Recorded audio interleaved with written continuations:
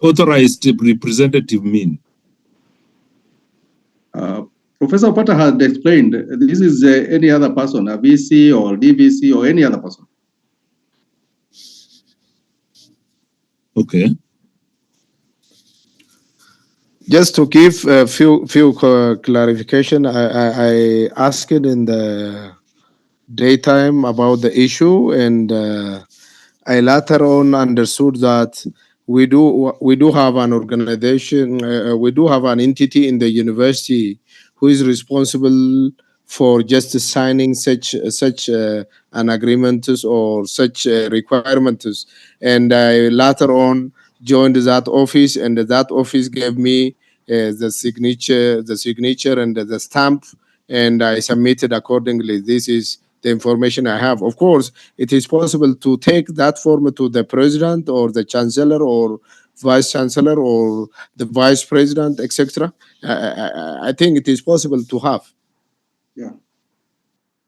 Okay. Thank you. Yeah. So that's okay. So Prof, we will say I think the others, the CV, the legal form, the mandate form, those ones, you're okay, Prof. Nyonde?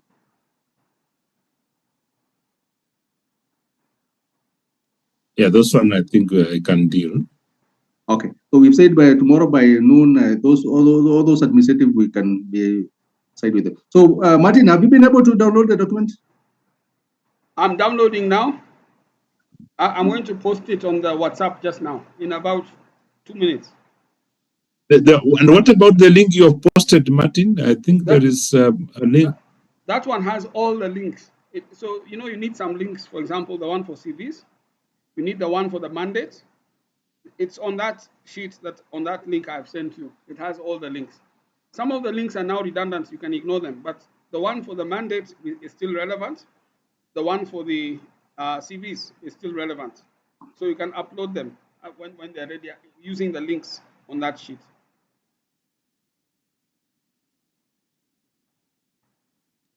So then what Professor Pata is asking is which other document that we can brainstorm on it now? I'm downloading it now. Proposal. And then I'm going to upload it on WhatsApp as a Word document. Just now, I'm actually going to do it in the next 2 minutes.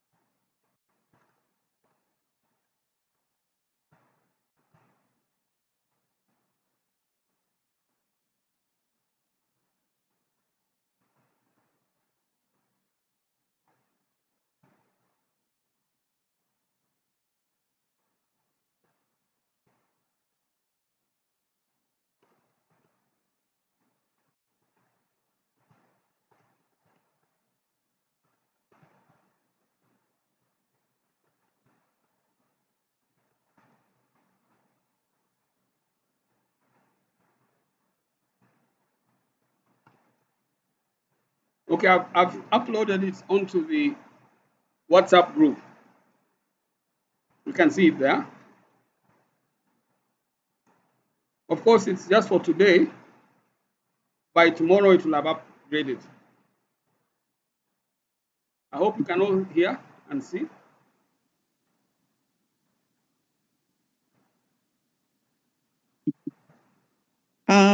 Probably, can I request Karanja? Is it possible for you to take up so that you are the one now incorporating the suggestions or what? Because it has to be under the custom. Yeah, it's okay. I wanted to know whether, Martin, are you dropping or are you remaining? No, I can stay. There's no worry. Yeah, okay. So if you stay, then just take over the document so that we now make the suggestions. So I can make it directly onto the Google. Although Yeah. I put the Word document for people, they can use it, but I can do it straight on the Google, if you're okay with that. Okay, just do it on the Google, because mainly I think it is in the area of justification and the objective, right? Yeah. So just hit it up. Okay.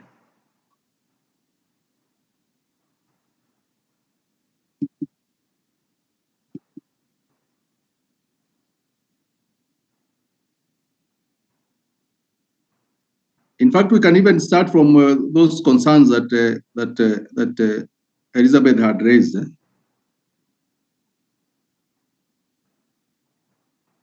Okay. You can see it now. Yeah, we can see it. I can open up Elizabeth's file. Yeah, it would be better. Yeah. Yeah. I'll share the whole screen now. I was not sharing the whole screen.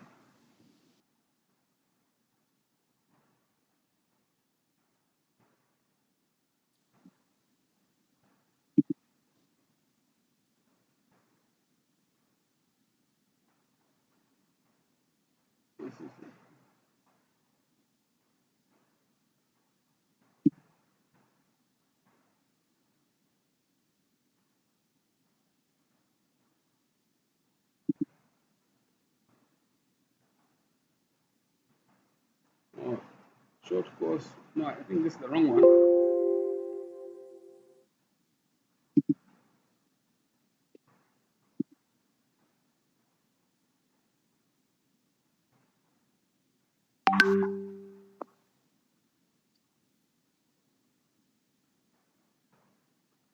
I think this is the one Ongwaria was talking about. This one. I'll close here.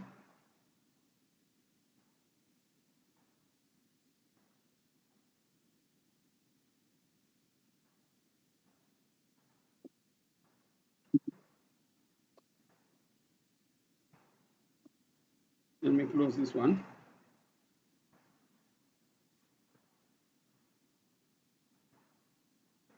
Yeah, I think this is the one that Ongware shared. If she can confirm, I think it's the one. It's the one, yes? Huko kunanyesha. Yeah, it's raining. So, oh. Or is that the main document? Let me check.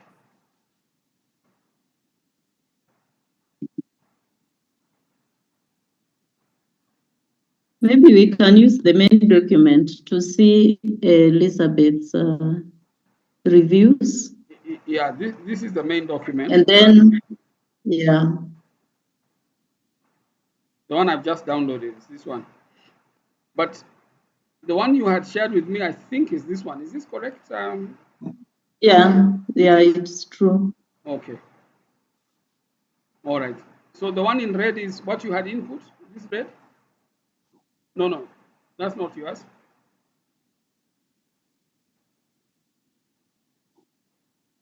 I can see some comments here on the side. So I think you are tracking changes on this.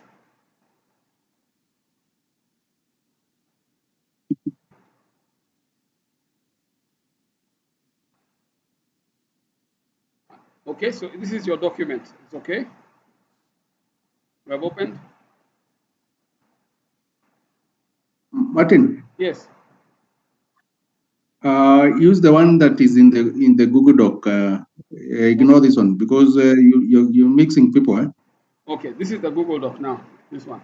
Yeah, let's use that one. Yeah. Okay. Just go straight to. So now, Go. I can even open the annex here. Let me open the annex just to show you where it's going to go, just to understand the relationship. I'll open it for you just now.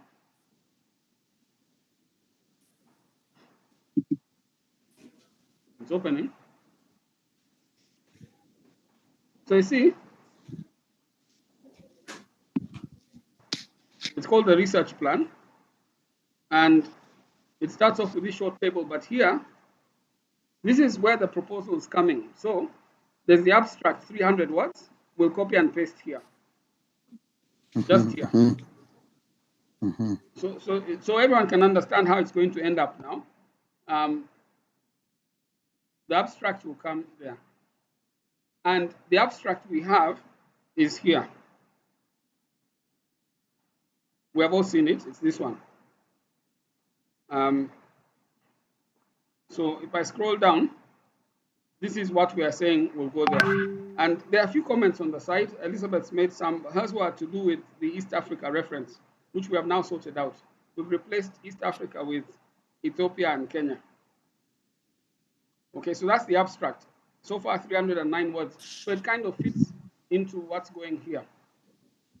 The next part they want is this one. They're calling it the research problem identification. Now, that one is here.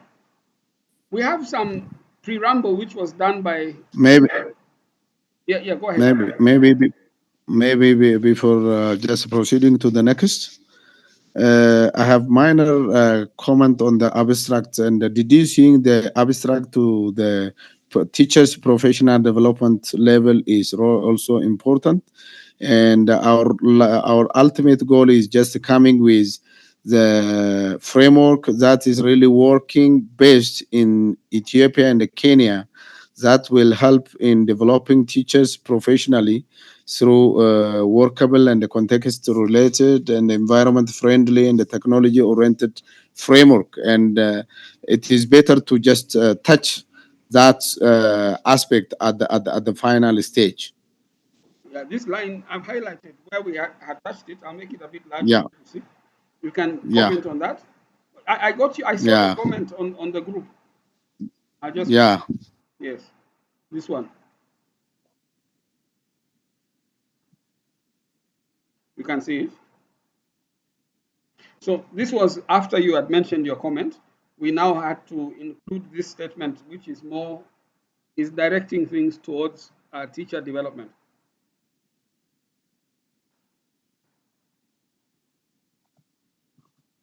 But it can... Thank you. It's okay now. Okay, that's correct. But we can also still strengthen further. I think that's a good input. I think it was also echoed by Professor Opata. Now, the introduction here, it has more information than we need. So this introduction is actually omitted. It's not going to be transferred here. There's no space for it here. So what we're doing, we kept it here, on the Google Docs. It's okay, people can weigh in on it. It covers a digital transition, the green transition, just to explain what those mean. And then comes the changing social values to explain that, and climate change and environmental stress, and how they impact on teacher professional development with regard to the education system and building knowledge frameworks. But what mattered more was the next section, which this is leading up to it. The urgent need for resilient and anticipatory education systems. This is the main approach, resilient and building resilient and anticipatory systems. But this is now in the document, in the template. Research problem identification. You'll see it here. If I zoom in this one, you see, they want this, and they're saying, clearly state the problem or opportunity to be addressed in your project and how it addresses an important knowledge gap relevant to the specified policy challenge and contextual needs. That's one. And the second point was present the significance of the research project in relation to the current knowledge. So we're trying to break it down into 3 components, actually. So we came here, and this heading of research problem identification matches what they want. So the first item here is really the problem and opportunity statement, which is what they're saying they want us to do. Clearly state the problem or opportunity, that one. So we broke this into 3 parts. The first part you can see here is the core challenge. And we said it was a misalignment in teacher training, but this can be fine-tuned. If you move beyond it, I'll just do it generally, and then, of course, you can comment. The second item under the problem and opportunity statement. May I add Yes. one more point here? Yes. Of course, course, the ideas mentioned here are really very important and relevant, and it would have been better if we just support it with relevant literature or to some literature rather than just simply putting the ideas as it was. It is better to just support with relevant literature, and that was the area that I want to just uh, have an input. Of course, due to time shortage, I couldn't see to the literature and put, but it is better to just make it more strong by referring to literatures in Ethiopia and Kenya. Okay. Very important, yeah. Yeah, Yes. Okay, so that's a good point. And yeah, here we introduced a component of case studies. So we were quite intentional on the examples that we're using to provide context. So they were entered in. I can see there's something here on Kenya, and there's something here on. This is the example, the case study for Kenya. This one, a culturally adaptive knowledge-based strategy for building competence in basic education in Kenya. This was done by KICD. And then, of course, there's one that was mentioned down here by Abi in Ministry of Education, again in 2018 in Ethiopia, which indicates the presence of a clear and comprehensive policy on teacher education. And the system is suffering from unnecessary interference, and the teacher education system suffers from frequent and sudden policy changes. So these are examples that we have. Just to speak to what Abi is saying, in the references, I kept this reference in the references at the end down here. So Abi, if you have a reference sure, there, sure. you can also put this. I've already put it there. Oh, very good, very good. Yeah, so Yeah, that yeah, supports our argument in that kind of way, and we can keep on doing this, as you say, because then it saves us sure. space. We're limited by words, yes. Yeah, Yeah. sure. Okay. Yeah, so I'll just go back to where we were, which was there's a third item under this title of problem and opportunity statement. So under that, of course, we have to mention the core problem, the core challenge, and everybody can weigh in on this just to make sure we don't miss out anything. Then giving the examples, the case studies are just giving examples. Again, feel very free. We are not limited to these examples, but we can be adding sentences to strengthen or references as Abi has suggested. And then we have here the opportunity and contextual solutions. So this now is the beginning of the mentioning of our solution, our research design. But it falls under, yes, Martin, yes. can you go back to that the statement that is giving the main problem? The one Where on, you're saying, yeah, yeah, this one. We're saying the central issue lies in the disconnect between current teacher training frameworks and the evolving global challenges facing education systems, particularly in Kenya and Ethiopia.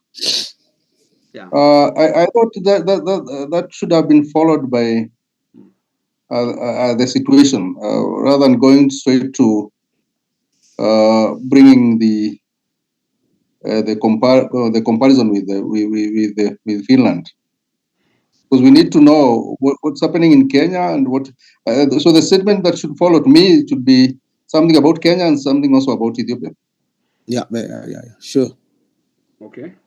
You want to say something on that, Yeah. Abi? So, I agree with the ideas already raised, and it is better to proceed to the Kenyan and Ethiopian experiences and then go to the comparison issue. Okay, so I'll put a comment then maybe that, Yeah, yeah. yeah, we go straight to the Kenyan situation. yeah. Yeah. Greater context there. Yeah. Let me write a suggestion. Just where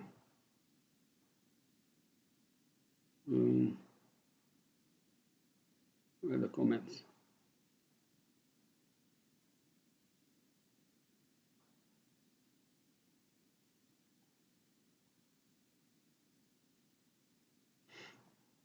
Okay, I'll just write it. and then I'll put the comment later. Let me close this. Okay. Yeah. Okay. So we're saying here, explain the Kenyan and Ethiopian context. Okay. Yeah, we'll clean it up. My spellings are not the best, but I'll make sure I clean it. No. Okay. Okay. So, all right. So the next part then is this one where we're saying, let me scroll down. Once we're done with the case study, we're done with the solution, we now come to the addressing knowledge gap. And on the document here, you can see that this part of the document is saying that we need to address in our project how it addresses the important knowledge gap relevant to the identified policy challenge.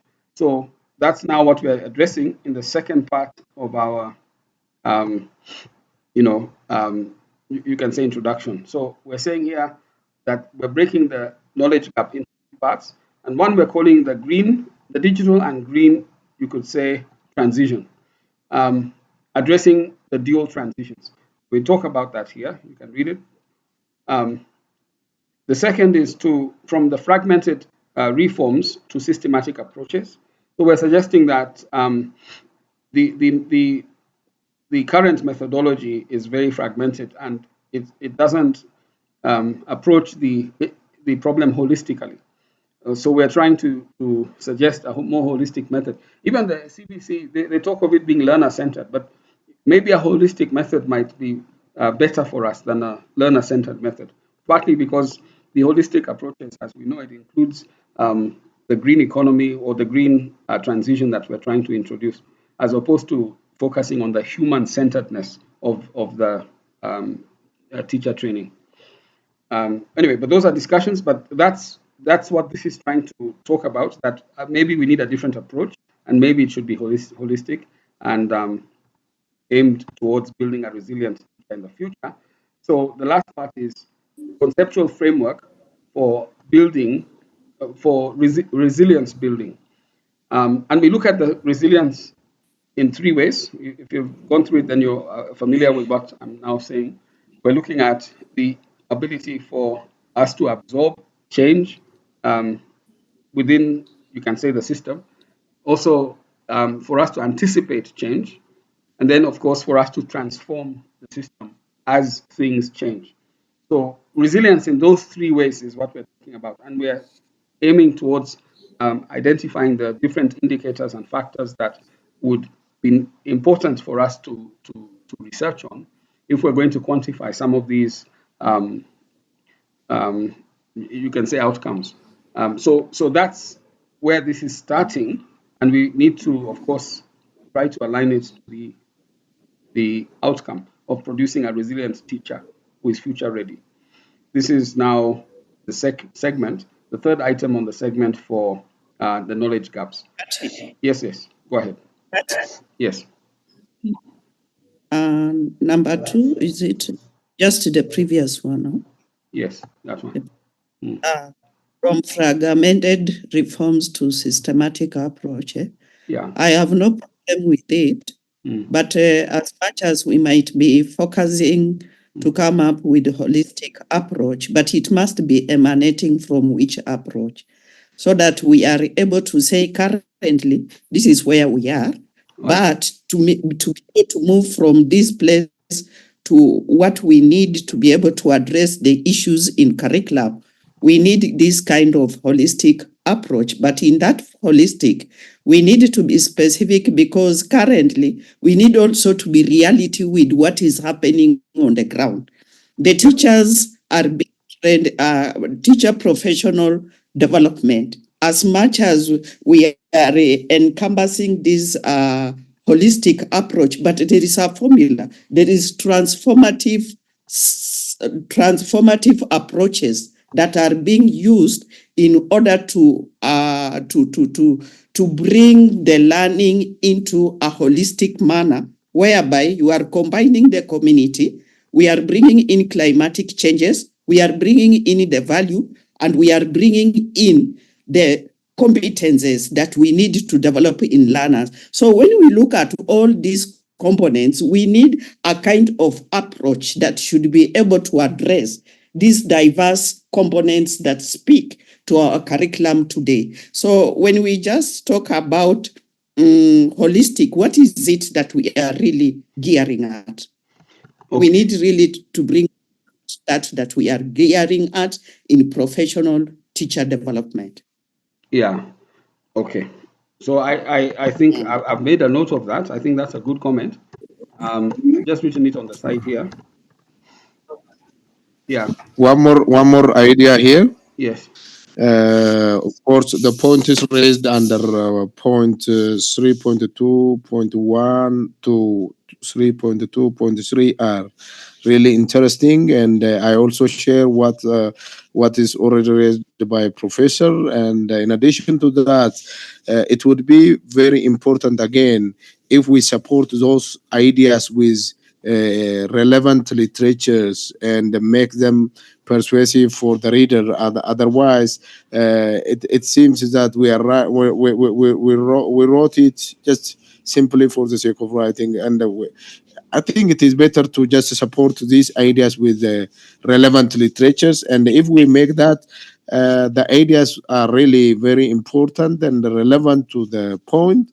And again, here I want to add one more scenario. In Ethiopian context, I don't know the scenario in Kenya. In Ethiopian context, teachers are claiming that they are living in a low standard, and their salaries and the related issues are very low, and the teachers professional development should also have a component where it can improve the lively conditions of the teachers. I don't know where it is related with the teachers professional development or not, but issues of teachers livelihood to some extent should also be implied here. And I don't know how can we touch that point. Why? Because in Ethiopia now, no one is in a position to become a teacher at this moment, and that is a great Yeah, you're breaking off now, Abby. There's something I just want to comment on what Abby has said, which I think, yeah, he's bringing up very important issues to do with supporting literature. And I think you're right, it reinforces the document without us having to say too much. The thing about the teacher conditions being considered, there's the theme 1, which is focused on teacher well-being. And this theme 2 is focused on their professional development. It's almost as though theme 2 looks at teacher well-being as consequential or as a secondary issue, but the primary is to focus on their development. The assumption being maybe that once the teacher is empowered, they'll improve on their living outcomes and on their well-being. That's theme 2. But theme 1 looks at what you're saying as a priority. It might be that the theme we have chosen is not actually targeting what the comment that you had just made. I agree with that, but the teacher's professional development should also imply something about that issue, even though it is not directly focusing on that. And anyway, let us see if there are rooms to entertain that aspect as one component of teachers' professional development. Why? Because if teachers are professionally developed, there is a possibility for the teachers to stay in the workplace and they contribute their professional responsibilities in a better way to realize quality of education at the end of the day. And I think it is better to just link this second team partly with the first team, even though our focus is not on the first team. Okay, I understand. I understand the need for it. Yeah, but Actually, Martin, if I can come in, yes, go ahead. What Abby is saying is true. That as you focus on teacher development, there are so many other factors that come in. And the challenge is, as you put, Martin, is that we were to choose whether it's theme number 1, 2, or, Yeah. choose both. Mm. But we agreed that we go with the one. Mm. And when you talk about one, we talk about it. We could maybe indicate maybe something in the conceptual framework that there are other intervening, there are other moderating. And, when we say that, maybe in a certain section where we are talking about focus, we will just say, we can actually just say there are so many other factors that come into play when, through the process of teacher development. And maybe we can mention that, but we say now the scope or our delimitation is on teacher development, so that we are not seen to be losing our argument to that direction of teacher well-being. Thank you. Okay, I understand what you're saying. Okay, we can. Yes, it means we have to capture it at this stage to some extent, so that it's not completely lost. Okay. Another thing, Martin. Mm. Yeah, of course. Separating the two themes would not be so good. They will have too much. I think even the call itself says these two themes are almost interrelated. But I want to look at this. But one small comment, Karanja. The call also says that we should be clear not to mix the themes. Okay. I can't remember the wording, but they are also observing, as it seems to be one of the issues they're using for grading, who is scoring and how we score in this thing. The clarity with which we articulate, yeah, the theme that we're addressing. No, so what I'm saying, I think for the evidences, particularly from the Kenyan context, for this section, all those policy documents, like the current NESP document, that is the National Education Sector Support document 2023-2027, the Presidential Working Party 2023, the legal documents like the Education Act 2013, the Vision 2030, all of them have pointed something out about the TPD, teacher development issue. So you not have any difficulty giving the evidences and the gaps that have been identified. So just as Abia said, those support from the policy and legal perspectives would fit in here. Do not struggle so much to look for evidences in this section. Okay. That's evidence. Okay. All right. So that then covers the second point under this segment, which is focused on the problem. Let's just say the research problem identification. But there's a third item down here where we look at this was knowledge gap, we're finished. But we're now looking at the third item, which they are saying we look at, which is called significance of the research project. That's here on the annex. Present the significance of the research project in relation to current knowledge, like that. So we broke it into three parts again, and we looked at the shaping of the future of education as the impact. The second one is this one on learning from international models and local realities. So this really is looking at, you can say, adapting the local context to the global context. That's what this number 2 is trying to look at, because we recognize that there's an international expectation, a global impact, but at the same time, there are the local needs that needs to be addressed more directly. So this is one of the significant outcomes of the research. And then we have this one on promoting equity and inclusion. I think I've heard us debating this in several ways, different ways, but there are other factors. But these ones of equity and inclusion seem to be the ones that resonate very strongly with this particular call. So we identify them, but there could be others. Maybe we can still expand on that list. So these are the three different themes under significance of the research project, and it's targeting, the outcome, the impact. Yeah. So if you have comments, just feel free. This segment is only 1,000 words, so I suppose Abdi's idea of referencing other documents might be the way to expand on it, but we need to be very succinct. Martin, Yes. Martin, Yes. the question everybody would ask himself or herself Yes. in this section, which are the competencies that the teacher now need?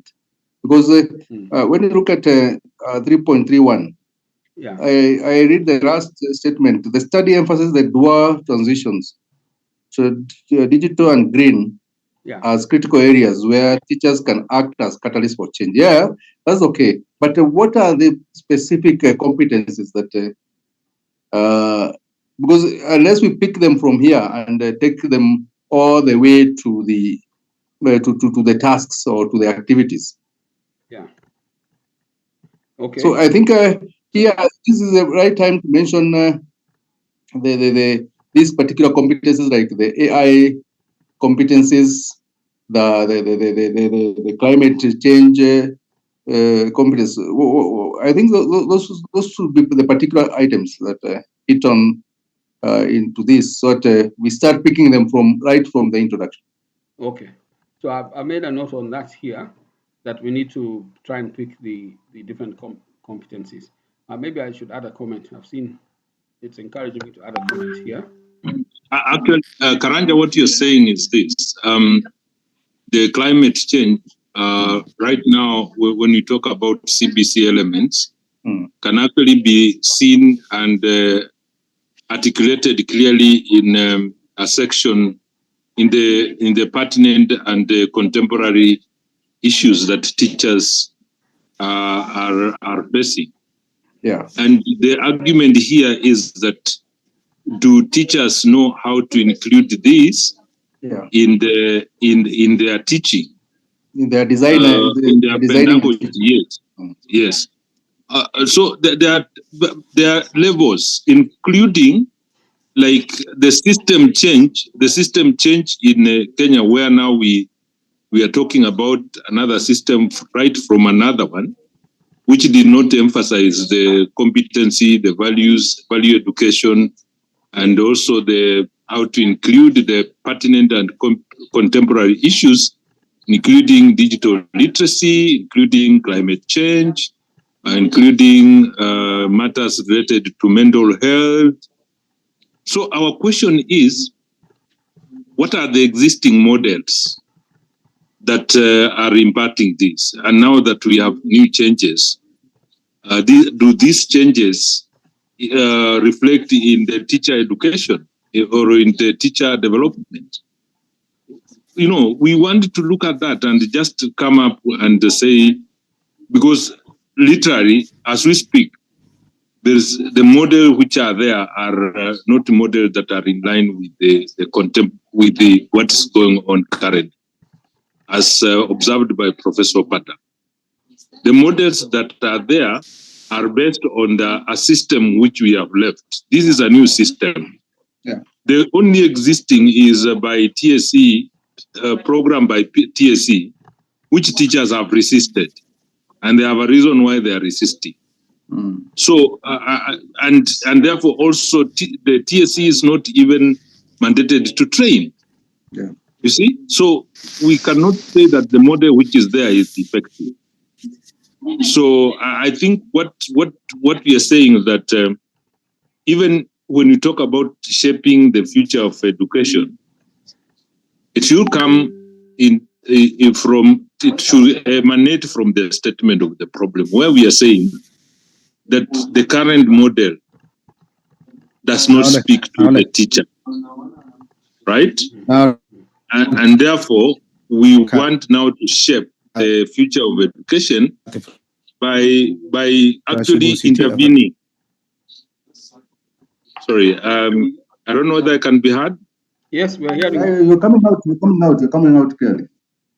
Yeah, so what we are saying is that this project is actually is an intervention to ensure that the future is secured in terms of education by actually pointing out the gaps in the existing models of for teacher education, both in Kenya and Ethiopia, and trying to refocus, trying to share, or trying to sensitize, or try to incite and start a conversation on how these gaps can actually be filled.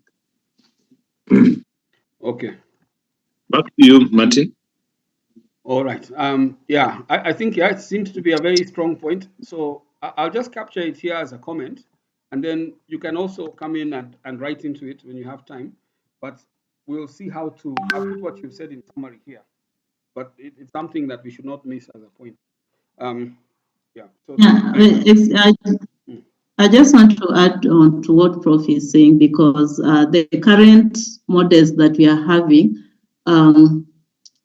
they position teachers as instructors, you see, as the ones giving knowledge to the learners.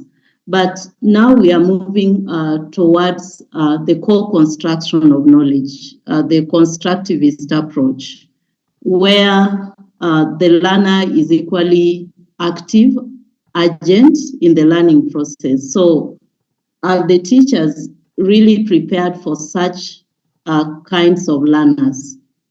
Because that is now, those are now the learners that we are having, and will continue to have. okay. So you want us to capture that, Raya? Yeah, I want us also to look at the instructional strategies. That is, we are not going to continue relying on the didactic approach, that is the direct instruction, but the teachers should be trained to know that in the classroom environment, there's that co-construction and active engagement of the learners, which our current teachers are not prepared to handle. Okay. Yeah, I'm just adding to what Prof had talked about. Okay. Yeah. Okay, that's good. I'll also add that to the document as a comment. Any other comment? Martin, what I want us to focus also, maybe as we move on, is the structure or the structure of this justification. Like now, here you are giving the significance of the research project, right? Yeah. So in that paragraph, the 3.31, yes, when you say that this research is significant, yeah, in its potential to redefine teacher education as a cornerstone of sustainable development, right? yeah, So that is a topical it is a topic sentence, right? yeah, Then we will go on and say, by addressing the gaps in current training frameworks, the project aims to prepare educators who can navigate and read in a rapidly evolving global landscape. Maybe to save on words, my proposal would be, in this case, for example, the first sentence and the second sentence can make a simple topic sentence, so that after that simple sentence, the evidence now comes in after, just immediately after, to show what is happening in our context. Just as maybe Prof. Nyanja said, yes, there's something that is happening, yes, in TSC and all that, but this is the gap. So at least in every of those paragraphs, the evidences is captured so early, maybe in the second sentence, and then the gap is already there in the third sentence. So that one would save you on a lot of work, because what is happening in these paragraphs, they are loaded with explanation, which in a way is not presenting the evidence. I don't know whether you're seeing that. yeah. But by the way, this section, how many words, Martin? Because if the statement of the problem is requesting for more words, then it can be loaded by examples and all that. But if justification has limited words, then a high-level statement will come in, but Yeah. there should be statements which are building a case, which are pointing out how the study is significant. Because you see now, what actually, Prof, they are saying in about 1,000 words, those are two abstracts. So in about 1,000 words, you should have justified the whole study. Yeah, and they want us to justify it in these three stages. They want us to cover significance of the research. They want us to address the knowledge gaps, and they want us to state the opportunity for research, the problem statement, and the opportunity for research. So you see, they're prescribing very strongly within those 1,000 words. The idea that was suggested by Abi, where we just reference other documents, would be a way of saving us on getting into detailed explanation, because we can reference other documents. But to what extent will they want to read those other documents? So we do have to have our arguments articulated within the 1,000 words anyway, even if it's high level, like Nyonje is suggesting. Yeah, so I think we are all in agreement. It's only that the way of doing it with the constraint of 1,000 words is where the challenge is coming. But we've identified from this statement here the three segments or thematic areas.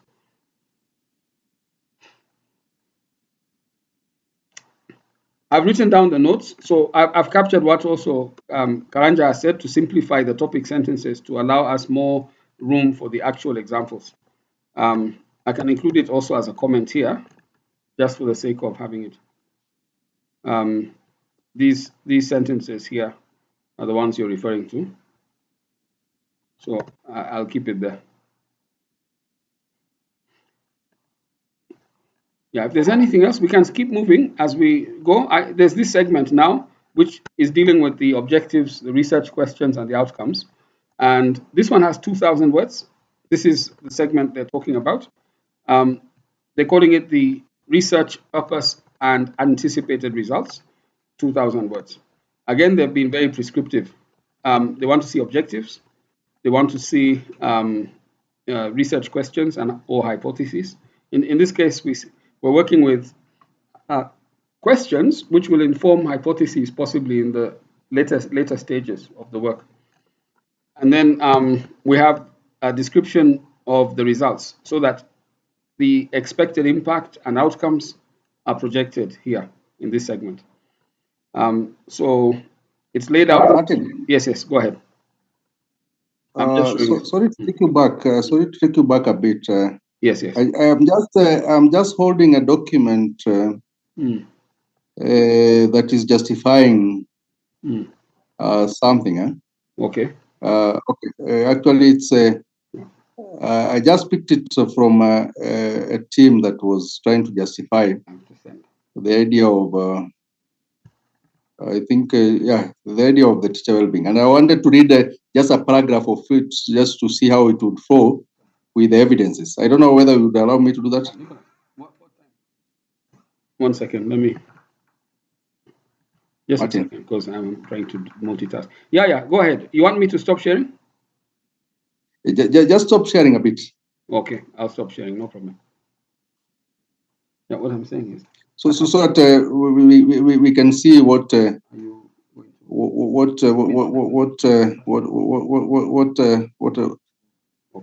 others means in like 15 minutes. Okay, let me see whether I can share.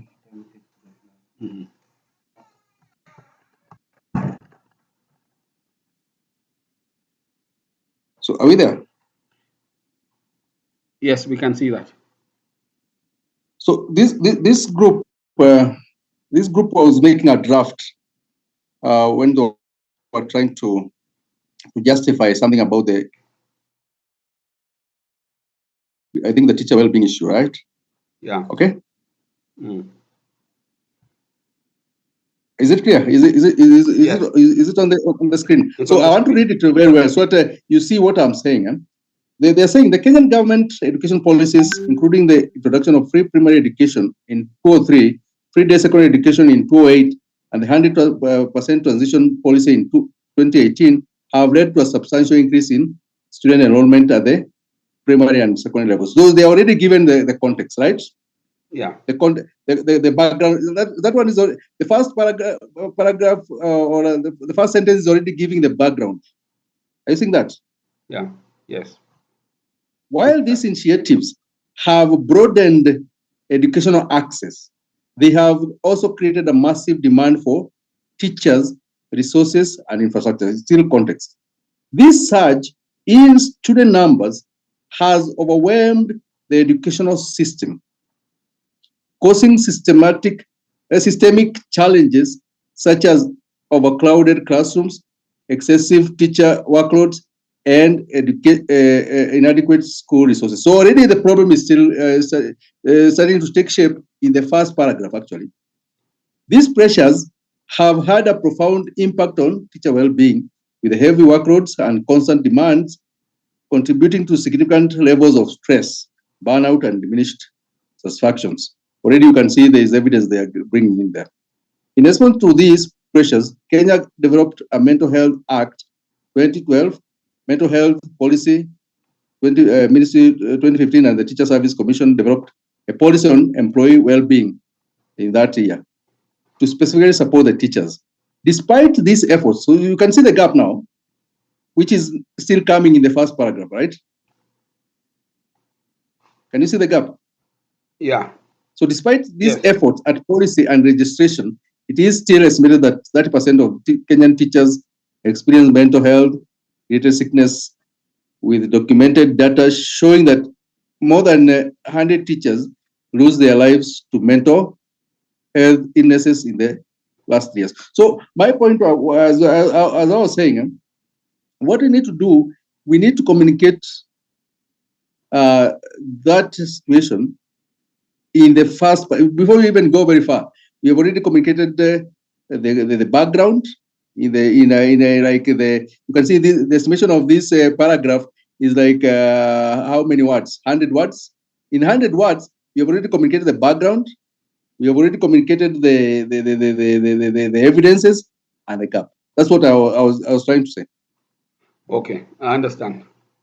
You get it, eh? Yeah. Yeah. And I think, is it agreeable to colleagues? Okay. So what we leave out, it's a good idea. we leave out a lot of explanation, but just go straight to the message, the gaps that are existing, what has been done, what is lacking, and now what is happening. I just wanted to display that for Martin as you summarize. Okay. Thank you. So,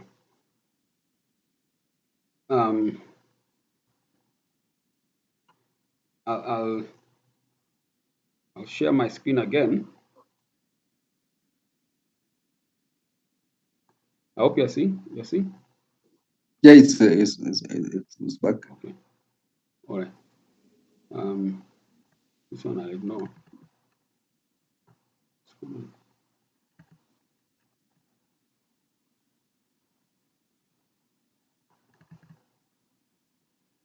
Yeah, you're able to see. Okay. All right. So I think then those are somehow, sentence construction issues. So, or paragraph construction issues. We'll reconstruct it, I think, so that we reflect what I think is a good input.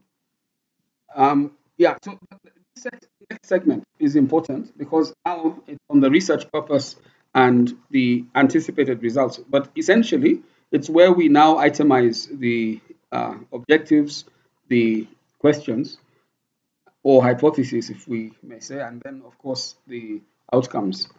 So the research aims to, these are the three. I can see Abby has responded to something Elizabeth was raising about not mentioning the scope, the geographic scope of the region, and he's included Ethiopia and Kenya. That's the correction you're seeing throughout in the two countries. Maybe this should be countries. Yeah. So So this one, if I can just read them quickly, then we can obviously this is very important, but we at least should have or feel that they cover what we are thinking of. So the first objective is identify pathways for integrating future-ready pedagogies into teacher education in Ethiopia and Kenya. That's number one. Number two, promote circular reforms that emphasize adaptability, resilience, and cultural relevance of the two countries. Number three, encourage the incorporation of indigenous knowledge, local languages, and environmental awareness into teaching practices in the two countries.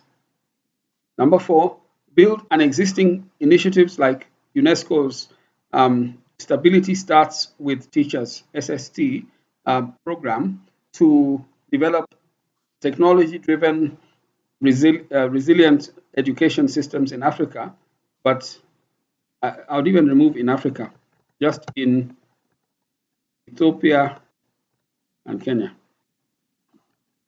And let me write it just properly.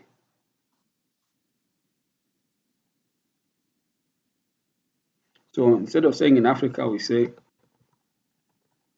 in Ethiopia and Kenya. And then number five is by doing so, the study aspires to enhance human development and societal resilience across the two countries. Like that, so that it's consistent in the way it's written. So essentially, those are the ones. I don't know, this number four seems interesting, but we've included like UNESCO's, sustainability starts with teachers SST program. I don't know if that is something we should include in an objective. I'm just seeing it, but I'm wondering about it.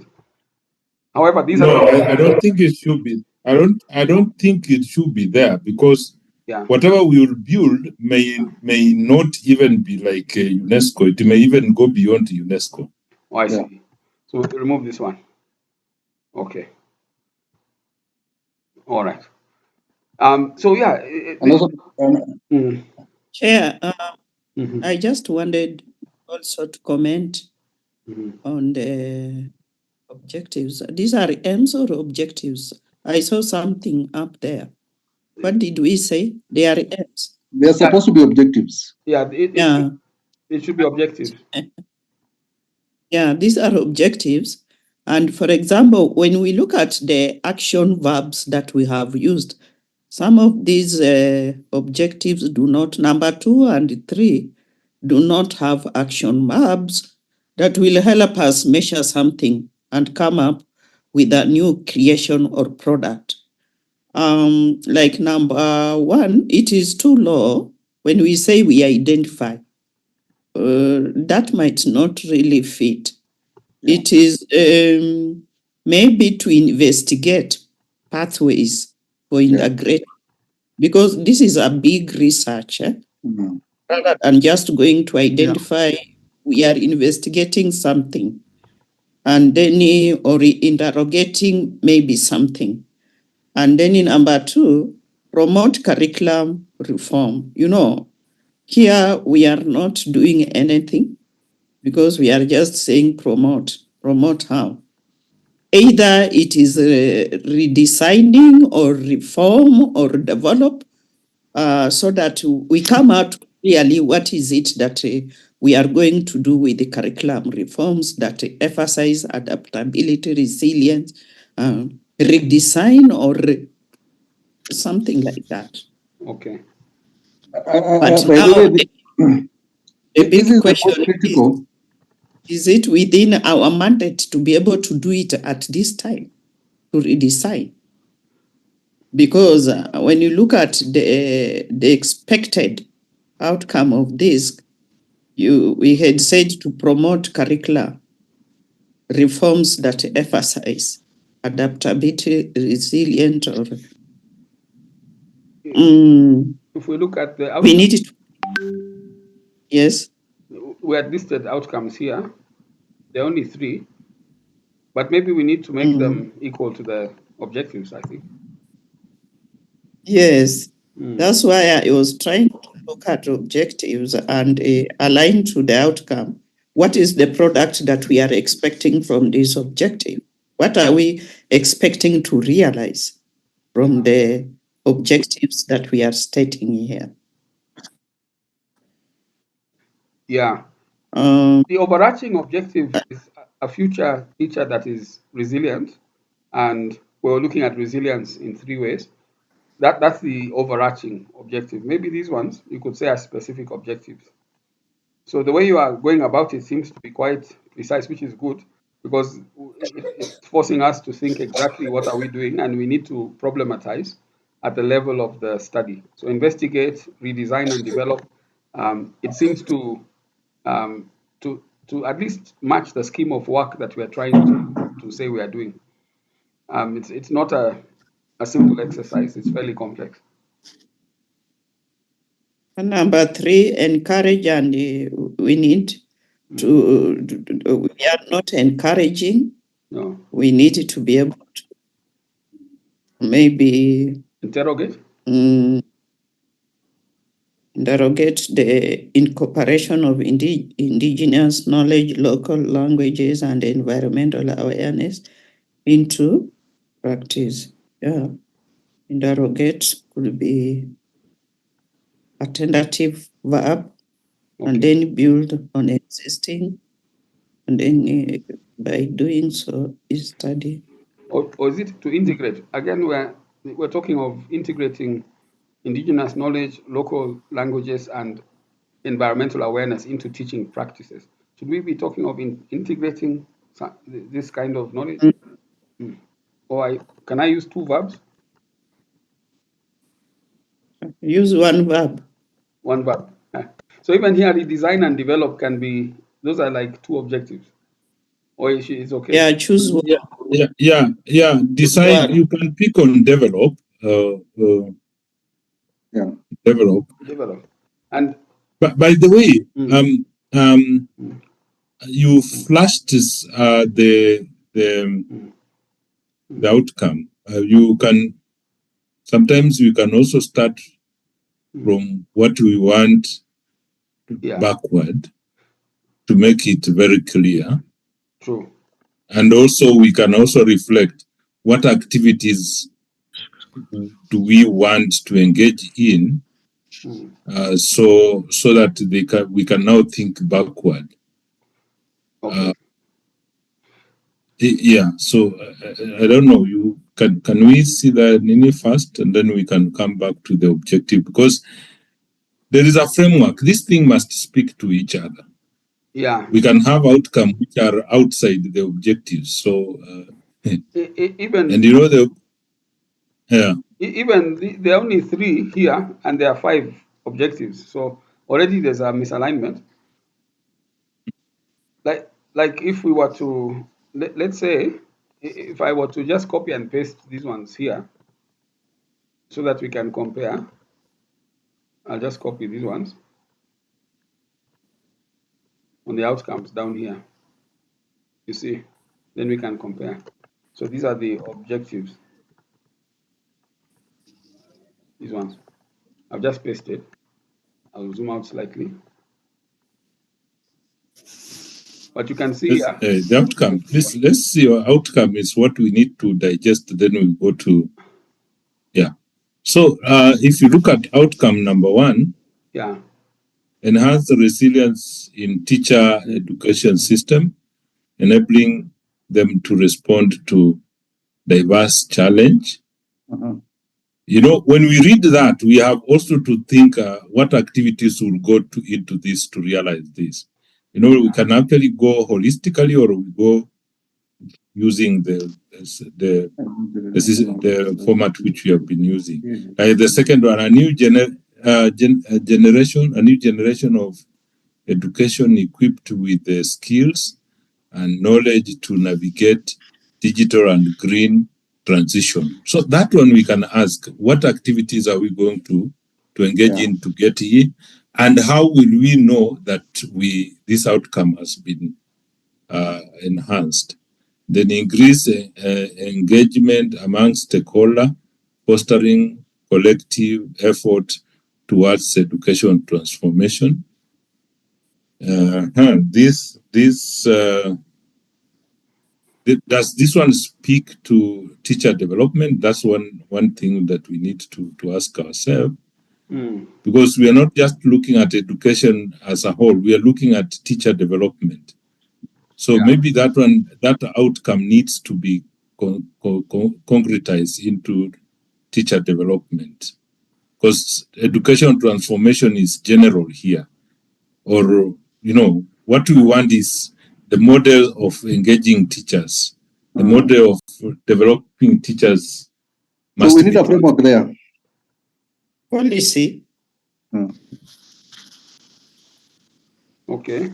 Yeah. So the other thing, what Professor Pata is bringing on board is that we don't have an outcome on policy. Maybe we want to advocate for policy change. Yeah. If we want to advocate, then we have to have something that. Now, if we think of what we want, it can help us shape the objectives. And it can also help us shape the statement of the problem and also the justification. That's my other model of justification. Because this thing must speak to one another. If they don't speak, there is a gap. Yeah. So this needs a bit of work because we as you said, we probably need to start somewhere. We already have, in some ways, we have fairly comprehensively written objectives. You see, we have them up there. But can we use that to formulate outcomes? Or should we just go the way you have said, we concentrate on these outcomes first and then go back to the objectives and rework them? Okay. Now, for example, objective number 1, which outcome does it speak to? Investigate, identify. This we use. So we're using investigate pathways for integrating future-ready pedagogies into teacher education in Ethiopia and Kenya. All right. So this one. So definitely it's speaking to outcome number 1, or it's attempting to speak to outcome number 1. Yeah, that's right. So it can be refined, but that one is aligned. Then number 2 objective is develop curricular reforms that emphasize adaptability, resilience, and cultural relevance in the 2 countries. Now, that one is what you are saying this one needs to be reworked into. That's how I'm seeing it. That it's actually. Are we developing curricular reforms or curriculum? The curriculum is informed by the reforms. So you need to, and our argument is that it is the gap is that there's a lack of information to inform the kind of holistic curriculum that we require. That's the gap we're trying to address. So we have to have in our research, we have to gather evidence and we have to show that these reforms are what will inform the development of, let's say, holistic frameworks, schemes of study, curricula, and so on. That's the main argument. So Martin, maybe here. Martin, maybe before Abby, maybe this one. If we are talking about teacher development, then this curriculum is not general. This curriculum is for teacher development. Yeah, it's not general. Yeah, not so. Because we are speaking to teacher development. So all these things that are here should not be left to be wild. Yeah. They should be actually concretized. Now, when you talk about curriculum reforms in teacher development, then we are now questioning what universities are doing. We are now questioning what TTCs are doing. We are now questioning what TVETs are doing in building now the teacher. Yeah. Or if we are now talking about secondary, then it is secondary teachers, then we are talking about what university are doing. So our targets will also be now universities and what they do in their curriculum. Yeah. The other target may also be Commission for University Education because they are regulating university on teacher education. Yeah. I don't know whether you're getting. Yes, I get you. Yeah. So yeah, we have to specify, I suppose, whether the target audience is key. I think so. If it were, number two is not addressed in these outcomes, and we would now need to construct an outcome for number two. Martin, Yes. if I just want to ask the same question Dr. Karanja asked. Are we developing teacher curricular reforms or framework? Yes, we're developing the reforms, teacher professional development reforms, which will inform the development of a framework.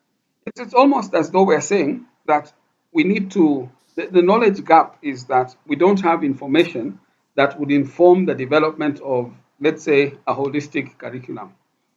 And even if it were a framework, we don't have the information that would inform the development of such a framework. So we need to gather the evidence for this through a study, and then you can say, build the reforms. And those reforms in a interventionist approach you can say recommend. So from my side, Yeah.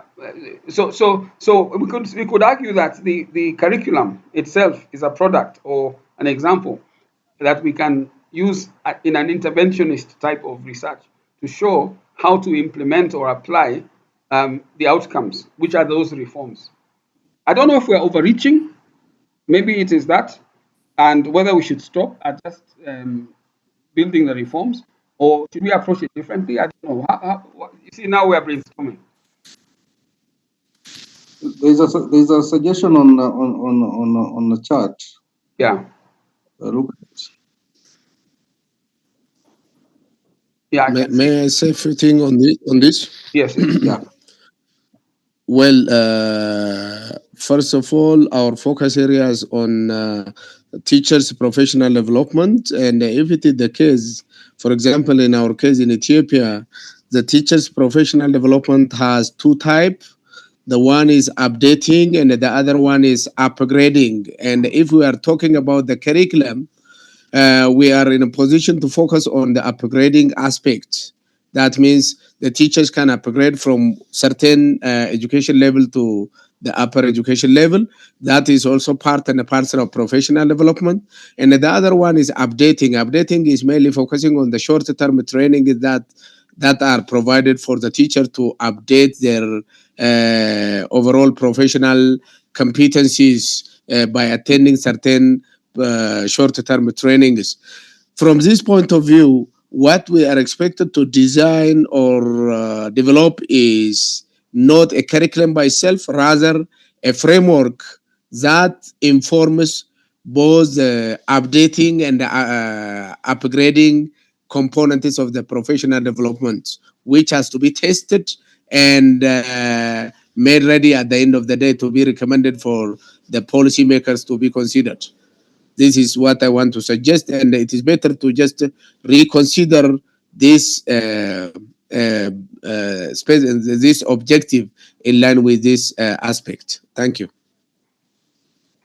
Okay. All right.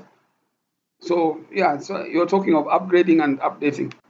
I suppose maybe we can craft these objectives. If we can type them in now, it can help us, and then we can match the outcome. Just pick what is on the chart by Professor Opata and put there. Okay. This one as an objective. This is not worded as an objective. Framework to inform. No, we shall model it. Once you put there, we shall. So we start with outcomes. As an outcome, we say we need a framework to inform teacher education development. Yeah. Okay. So then here we're saying develop curricular reforms. So this should not even be reforms. It should be, we're talking also emphasize on adaptability, resilience, and cultural relevance. So we would be saying develop framework. Yeah, just the way it is. You would have put it there. that emphasize adaptability, resilience, and relevance. That becomes the objective, and then here is the outcome is a framework to inform teacher education development. That can be a rough alignment. Okay, yeah, there's another post here I see from DA. This is from Abi. Design a frameworks to inform teachers' professional developments that include the updates, both the updating and upgrading. Okay, updating and upgrading of what? So we can replace, this is more detailed than this one to inform, it's this one but extended. Upgrading of, do we need to say, is it complete? Actually, the professional development itself is including both updating and upgrading. It's a type of professional development. Actually, no need of actually it is possible to remove the updating and the upgrading. Yeah. So design a framework to inform professional development. Yeah. Okay. So design a framework to inform teachers' professional development. Right, and that speaks to objective number 2, which says develop a framework.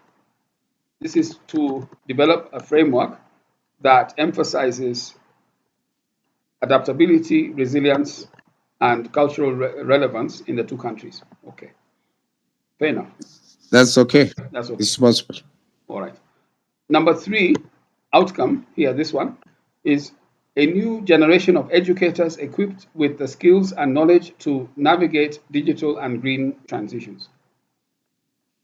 Number 3 here, as an objective, is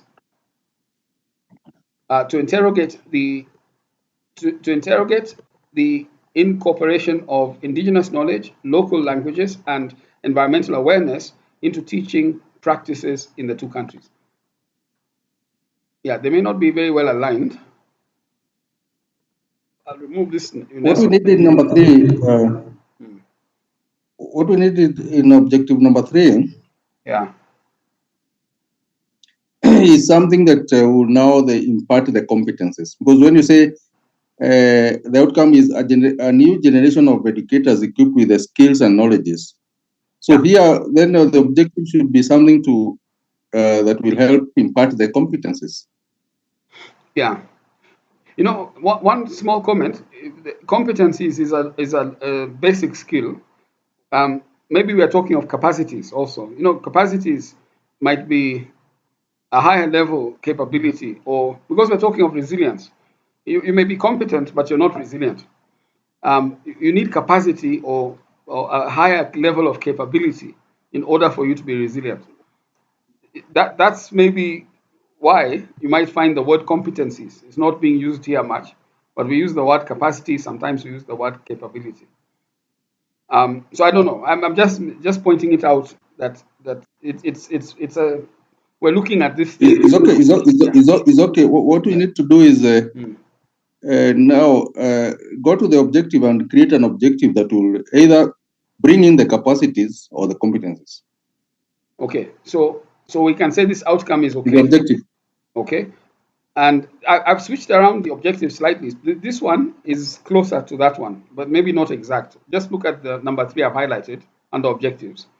The objective then is saying build on existing initiatives to develop technology driven. This technology driven is matching the digital skills we're talking about here. You know, digital transitions, and then resilient educational systems. Maybe we could use the word sustainable here, because the green economy is concerned with sustainability. So if I use it, sustainable education systems, I don't know if we should be talking of education systems or teacher development programs. I'm now trying to remember what Abi and others have been saying about being relevant. Sure. Yeah. So maybe I write here teacher development programs in Ethiopia and Kenya. I'll write in full later. So is this you see now we're looking at the skills or capacities for technology-driven and sustainable teacher development programs. And there's a set of skills associated with that. Is that sufficient? That's okay. That's okay? And it's Yeah. matching the digital and green transitions. Are we? Okay, what I'm thinking, Yeah. maybe you can check whether it is okay somewhere. Yeah. Because you said we need to capacitate, right? Yeah. So we can avoid the idea of using existing initiative and all that, Yeah. but to bring in the idea of capacitate teachers with digital and climate resilient skills, knowledges, and attitudes. I'm thinking that way. But that objective will now give us activities. Because if we are going to capacitate, then the activities that are going to come up out of that. Yeah. Yes. Yeah. Maybe you want to suggest, and then I can type. I'm trying to see where the chat is, so I just type. Nicholas, are you able to text? I think the ideas raised by Dr. Karanja is me, very nice, and it has to be included. But text how much it is, because I'm in the middle of something. Have you understood? Have you understood?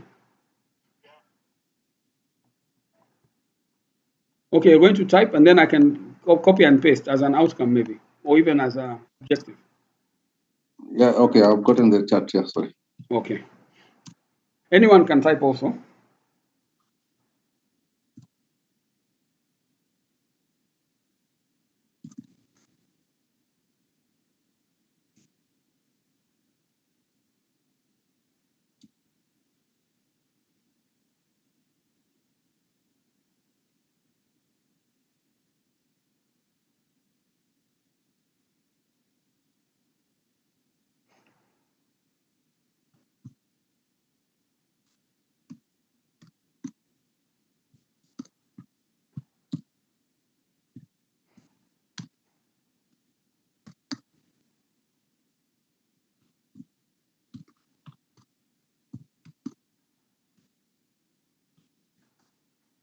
I suppose you're typing something? Okay, okay. Just pick that and see how you can. Because I just wanted to pick the idea that what we need is to bring in activities from the side of the project. Okay, so, and this is on the side of the objectives. You're saying to capacitate teachers with skills, knowledges, and attitudes for digital and climate resilience. I've just added it to what we have to develop technology-driven sustainable TDPs in Ethiopia and Kenya. This is roughly what we're saying? Yeah, that's what I'm saying. Because already we have an outcome there. We're saying the outcome is a new generation of educators equipped with skills and knowledges to navigate. Yeah. So in the objective side, we need that action verb to whatever we shall be doing. Okay, so capacitate becomes our action verb. Okay, fair enough. All right. Let's look at number 4. We're saying increase engagement among stakeholders. But this had changed. We were feeling that this could be influenced by one of our objectives, this outcome. You had suggested it's not accurate in the way it's worded. It's speaking more to theme 1. And we probably want it to speak. Yes. What I was thinking about this. Yes. These stakeholders, we need to ask, who are they? Yeah. These are now the members of the, maybe stakeholders from the education sector. Yeah. We have parents association, teachers association, and we ask ourselves, why should we engage them? And here we are talking about a faulty kind of a capacity teacher development processes which are faulty. Yeah. And at a point we are talking about reforms. Mm. Why can't we tie the two? We tie the two with the reforms. We tie the two by saying engage stakeholders, in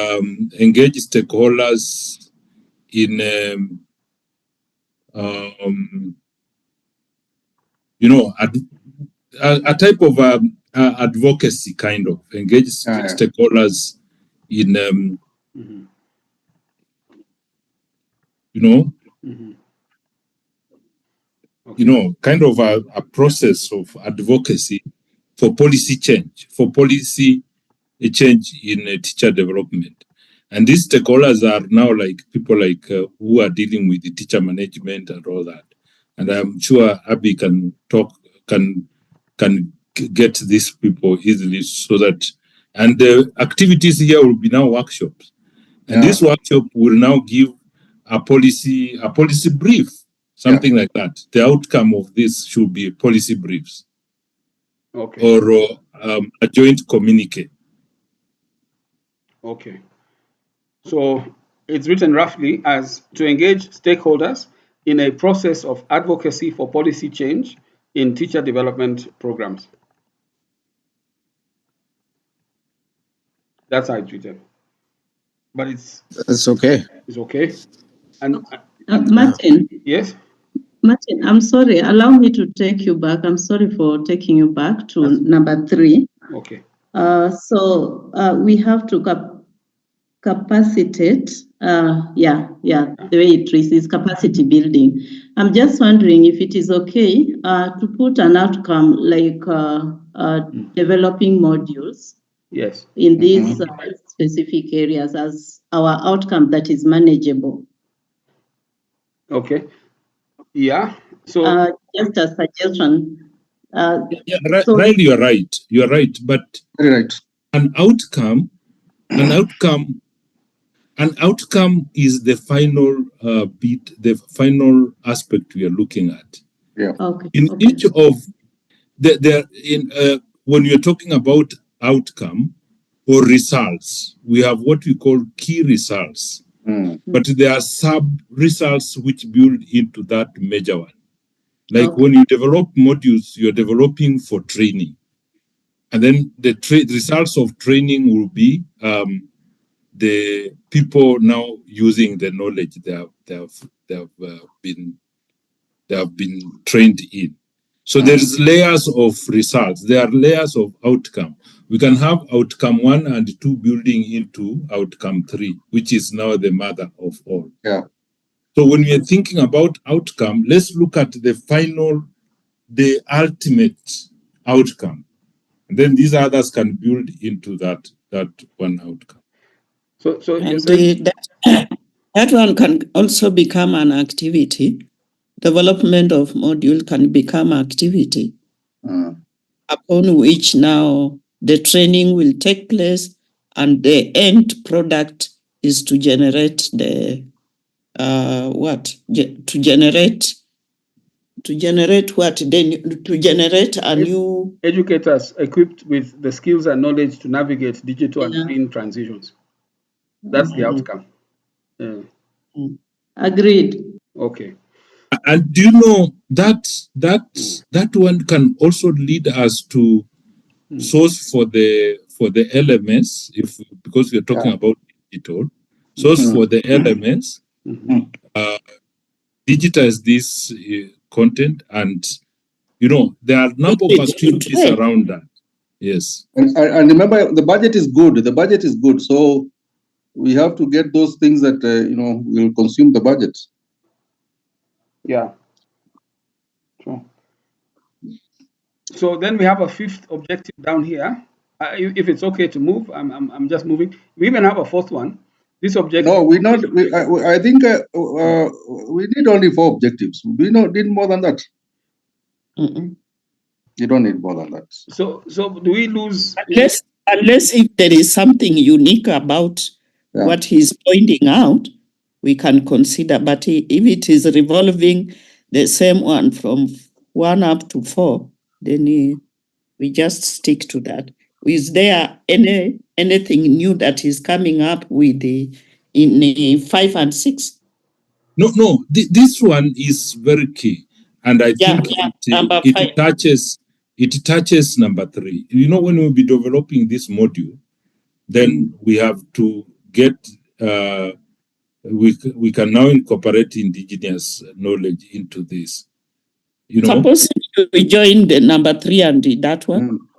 No, it's I think it is subsumed. That's what I thought. You know, the details of the modules will look for the content to build the module. Can become a research question. Number 5. And I think number 5 and number 2, there's an element of cultural relevance, and number 5 is also about issues of culture. Yeah. True. Yeah. I have seen some, like now the what is coming out in number 2, and then the explanation around number 2 can include this 5 and 6 can also touch in an explanation for another objective here. Because if you look at number 1, 2, 3, 4, they are very broad in nature that anything can go there. Okay. You said even number 6. It is subsumed. Okay. So 5 and 6 are subsumed. One of the dangers of subsuming, like for example, indigenous knowledge, if it's not captured specifically, then it's lost. That's been happening. That's where we have this constant issue of values being left out of our curriculum. So I was just wondering whether and that's what I'm saying, Martin. Let me just say this. You see, if you want to capacity build teachers, you must look for content which is relevant to these teachers. Which content are we talking about? We are talking about CBC content. We are talking everything around the teachers.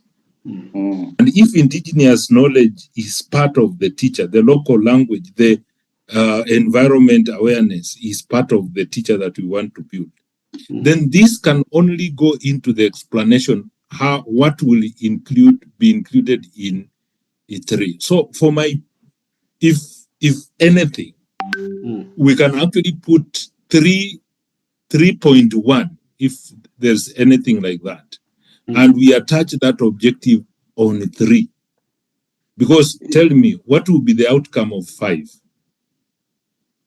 What will be the outcome of 5 if it's left out? You know, Prof, that's why I was suggesting maybe we can capture this in the research questions. So because an objective can have 3 or 2, 3, 4 research questions if we want to have the 3.1 and all that.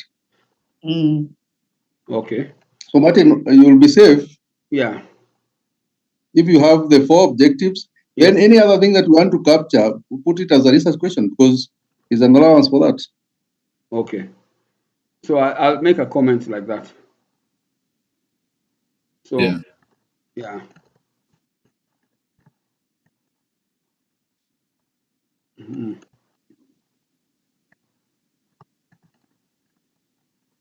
Additional question that you would want to correspond to what you know. Yeah. So then I think we have made way. Made the way of actually aligning the outcome to the objective, but the last outcome is subsumed. And it's subsumed by which objective? It's cutting across. You see, enhancing human development. I see. Enhancing human development. It's just even in the number 3. 1, 2, 3, 4. It is all there. Oh, it is cutting across. Okay. All right then. So my comment would be, we have done very well in these outcomes and objective. As Karanja is saying, maybe if you want to go further and bring out the components that you feel are lost, then they can be expressed maybe in the research questions. Now, my concern is, since we have come up with these objectives and outcomes, they should align with the background, the statement of the problem, and then the framework that we are using. Now that we have clear objectives and outcomes. Yes. So they should align with now what we were talking about earlier here. This is now where we talked of the problem, and this is how we were phrasing it. You can see the core. In fact, the problem was discussed in 3 ways. The problem is the core, the misalignment of teacher training, and these case studies were examples of that problem. And then, of course, we had the opportunity for contextual solutions. Contextual simply means at the level on the ground. So the Kenyan and Ethiopian context were covered. You want to read maybe we can read the first one, this paragraph here. The central issue, we've said the central issue lies in the disconnect between current teacher training frameworks and the evolving global challenges facing educational systems, particularly in Kenya and Ethiopia. In some ways, it speaks to some of those objectives, because you can see here we're talking about the current teacher training frameworks, the current ones being problematic, and the evolving global challenges impacting on the need for education, our education system. But then this one is saying, explain, or we had changed this, I think. But before the change, we had said here to Kenya and Ethiopia have lagged behind, and teacher education in these nations. Martin. Yes. Martin, Yes. Let's go back to the objectives, because in the objective, yes, you will be able to see how your rationale will flow. Because you see, yeah, if we have this as the objectives, that is the power that we have created. Yeah. To investigate pathways for integrating future-ready pedagogies. Let me move them up so that I replace the existing objectives. They were just put here to hold forth, but I'll move them to where we had objectives stated up here. Here, research questions. No, those are questions. We come to objectives here. They are these ones. We can replace these ones. Yeah, remove the old ones. Yeah. So now there's alignment. So so just say these research objectives. These are your research objectives, right? Yes. That is to investigate pathways for integrating future-ready pedagogies in teacher education. Yeah. To develop a framework that emphasizes adaptability, to capture teachers with skills. So from this, what is the problem of this of your research? Yeah. So I think Prof. Opata was speaking to it, and also Nyonja a little bit, where we were saying that the current situation is not sustainable, and it's also not resilient. In other words, it's not ready for the future. The current situation is unsustainable and not ready for the future. So that's where the issue of Martin. Yes. Martin. Yes.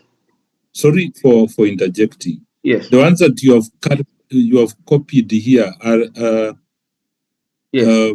You are copying here so that we can compare what is in the statement. Yes.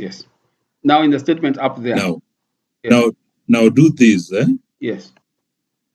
Do this under objective 1 to investigate pathways. Yeah. And under that, yeah, you could write now some points so that we can use those points to go and check whether they are well captured. Like now, put a cursor at Kenya. Don't highlight. I want us to go point by point. outcome by outcome. I don't know where we are now. Now I'm going up to where we are, but I can put the objectives here so that we can look at them at the same time. Just So, temporarily. like now, how did we organize this?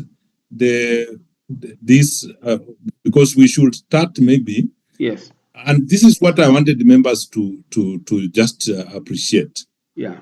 We could think widely, as Martin is lining that. We could think widely and see, even in our discussion, which is the objective that is overriding. Because if you look at these objectives, you may find that we may want to do the capacity building first, so that from the capacity building, the lesson learned can be used to develop now the framework, right? Yeah. So we can rearrange maybe even the outcome so that we have them going in that order. We can engage stakeholders for policy change, maybe after we have lesson learned from implementing some activities, so that we go there with some notes and engage them for policy change. So even this outcome, there is a way one can pour into another, something like that, and it can inform how we can now schedule our activities, so that one activity takes place, another one follows, others can take place together to inform another one, something like that. That's what I thought maybe I can bring on board. I don't know what members feel about that. Okay. Yeah, you're right. There has to be some systematic alignment there. If the flow of those activities, like if we are getting into research and then we want to get the baseline data, then you find we go into the first one as it is indicated. And from there, as Prof has mentioned, then we can move to is it framework or capacity pro? Capacity building, we'll have some information after capacity to see how to build the framework. A framework, yeah. Yes. So I can reorder it this way. Yes, and then we engage stakeholders. That's the last one. But a stakeholder will be alone because it will be now advocacy for policy change. After getting the results of the framework in place and getting the results, the lesson learned from the capacity building and the survey that we start with, the investigation, that will actually give us a lot of information which will go into 2, 3, 4. That's right. Right? So the order looks to be sequential now. Good. Okay. Now it's okay. Okay. So we can also match the outcomes with this one. So what you are saying is that when we are now making the problem statement, we need to reflect this sequential flow of our objectives so that they're constructively aligned. That's what I thought. Yeah, it makes sense. The only comment I'll make is for this call here on this what we're calling they're calling it research problem identification. They had indicated these 3 pointers. One is we make the problem statement or opportunity statement. Number 2, we talk of the knowledge gap, which is here. Then number 3, we talk of the significance of the research project. So those 3 are guiding the structure, let's say, of you can argue this problem identification. You see what I'm saying? So even though we do that, it's okay, but we probably still need to word it within the framework or guidelines that are given here by this problem identification 1000 words. I think it's possible to do, but it may just need us to, at least we have a strong guide on how to do it now. We can see clearly that we need to work with our objectives and outcomes in this sequential form. to fit it into this kind of structure that they are recommending. And then we'll end up with something that is, I think, aligned. Martin, Yes, for us to justify number one, yes, we need to look at the policies that are existing yes, and the purpose of the policies. yeah, And then we query the policy whether they are in line with the future pedagogy. yes. That we would actually have given. I thought you can write. There's something on that you have written. I've not written, but we can write it. You want to take notes? Yeah, I wanted to take notes. I thought. Yes. Yes. I thought you just put notes under each point there. Like now you point, Like put this a one. cursor at Kenya. Yes. Put a cursor at Kenya. Kenya here. Then yes. Okay. Put a cursor, not highlight. Okay. And then just create a space. Create a space and then bullet. Develop bullets there. Oh, I see. Bullets here. Instead of the Yeah. So so that it's giving us a framework which we can check what is in the statement of the problem. So the first thing we are saying, we investigate, we look at the policies that are there and government guidelines for both Ethiopia and Kenya. And is it guidelines? Policies and guidelines on teacher development. Policies and guidelines, existing policy and guidelines on teacher development. Okay. Both in Kenya and Ethiopia. Okay. And look at the existing trends in teacher development, maybe in literature, and maybe be able to compare and get the gap. For example, just an example, I'm giving an example here. Yeah. The latest those are 2 bullets, Martin. Okay. Yeah. Yeah. An example is this. The session paper number, I think, I don't know which number, but of 2019 is talking about digital literacy. Okay. And the importance of teachers gaining digital literacy for integrating in education. Yeah. Right? So that's a good effort that the government has put in a session paper. Okay. When you looked at reports, for example, education sector. Prof, before you move there, can you add there also the UNESCO framework on digital literacy? Yes. And that one is an old one. Is it 2015, Karanja? UNESCO.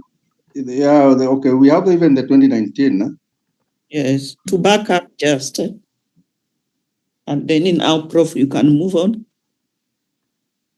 So these are available. Even the World Bank report of it, even 2023, all of them are talking about the issue of digital. Yeah. Okay. When you look at because the World Bank helps in sector plans, then the strategic plan, the ministry strategic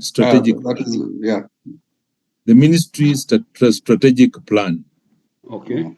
It's called NESP. NESP is also providing for. It has also elaborate way of teacher capacity build the skills in digital literacy. And it also emphasizes on issues of integrating ICT in teaching and learning. Okay. Right? Yeah.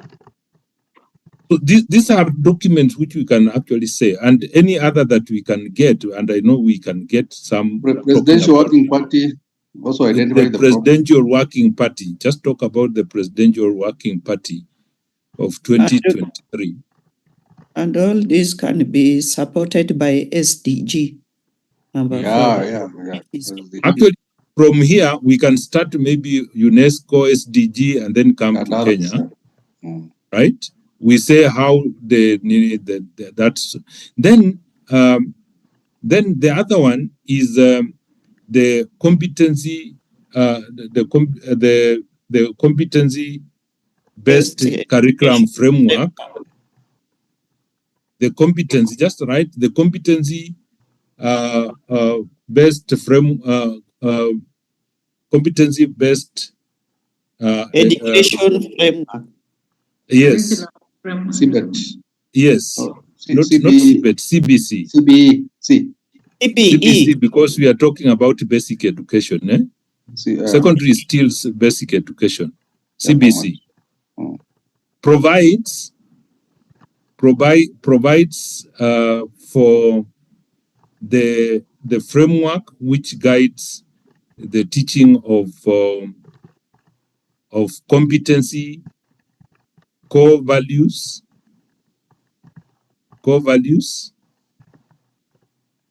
and the PCI. That's pertinent and contemporary issues. Those are the points which are very strong. Very strong. And then the gap is the competency, the implementation of the training of teachers on competency. About bullet, another bullet down there. Okay. Yeah. So now the gap. We are now highlighting the gap. Yeah. Highlighting the gap. Bullet number one.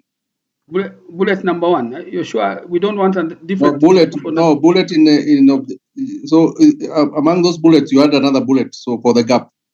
Number 4. Under number 4. So yeah. Gap. Just write gap. So we can actually say despite. Not that way. Go back here. You want us to do it up here? Not that way. Here. Yeah. Number 4 too. Here bullet number 4. Yes. Okay. Despite all this effort by international community like UNESCO, World Bank, and Kenya providing a framework. Kenya providing policies such as the session paper and NESP. Yeah. There has been we can even get citation. There's been a very little effort on building teachers' capacity in integrating ICT in education.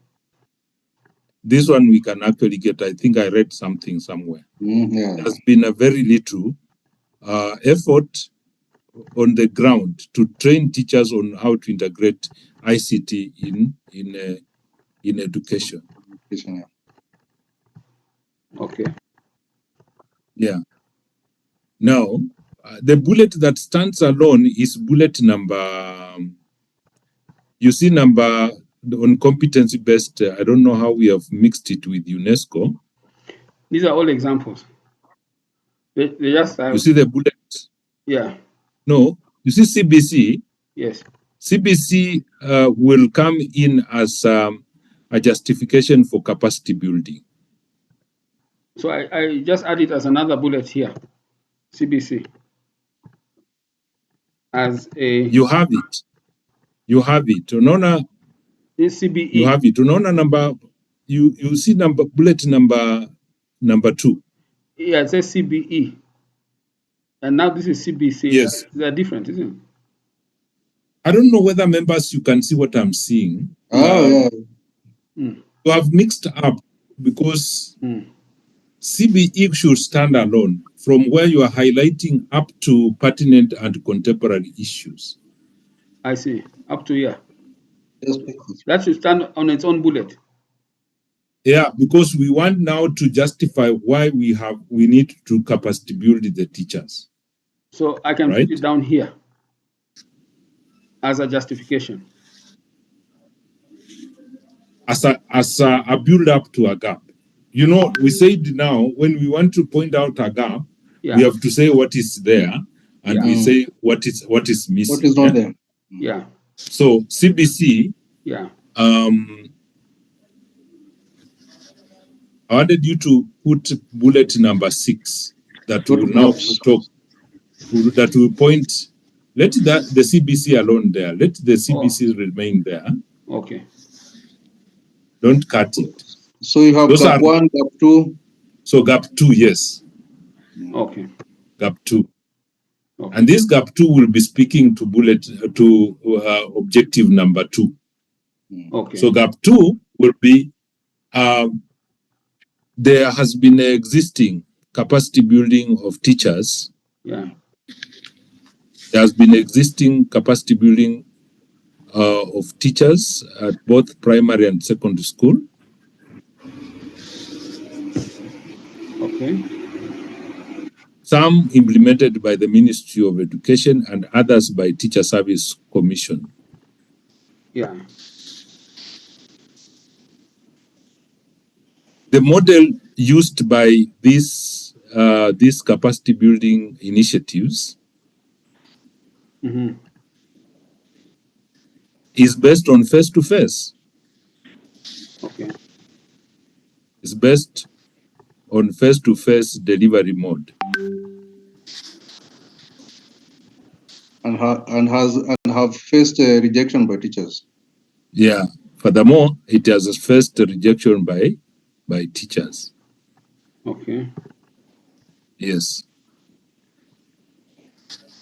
Then we can actually also point out it's not very clear how core competency is not very clear how core competency,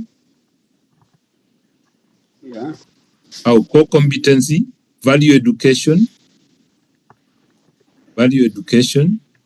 core competency, value education, and pertinent and contemporary issues,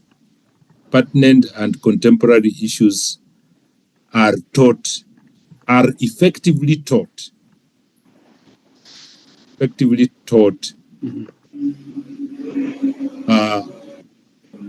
to produce a teacher who can face the ever-changing world.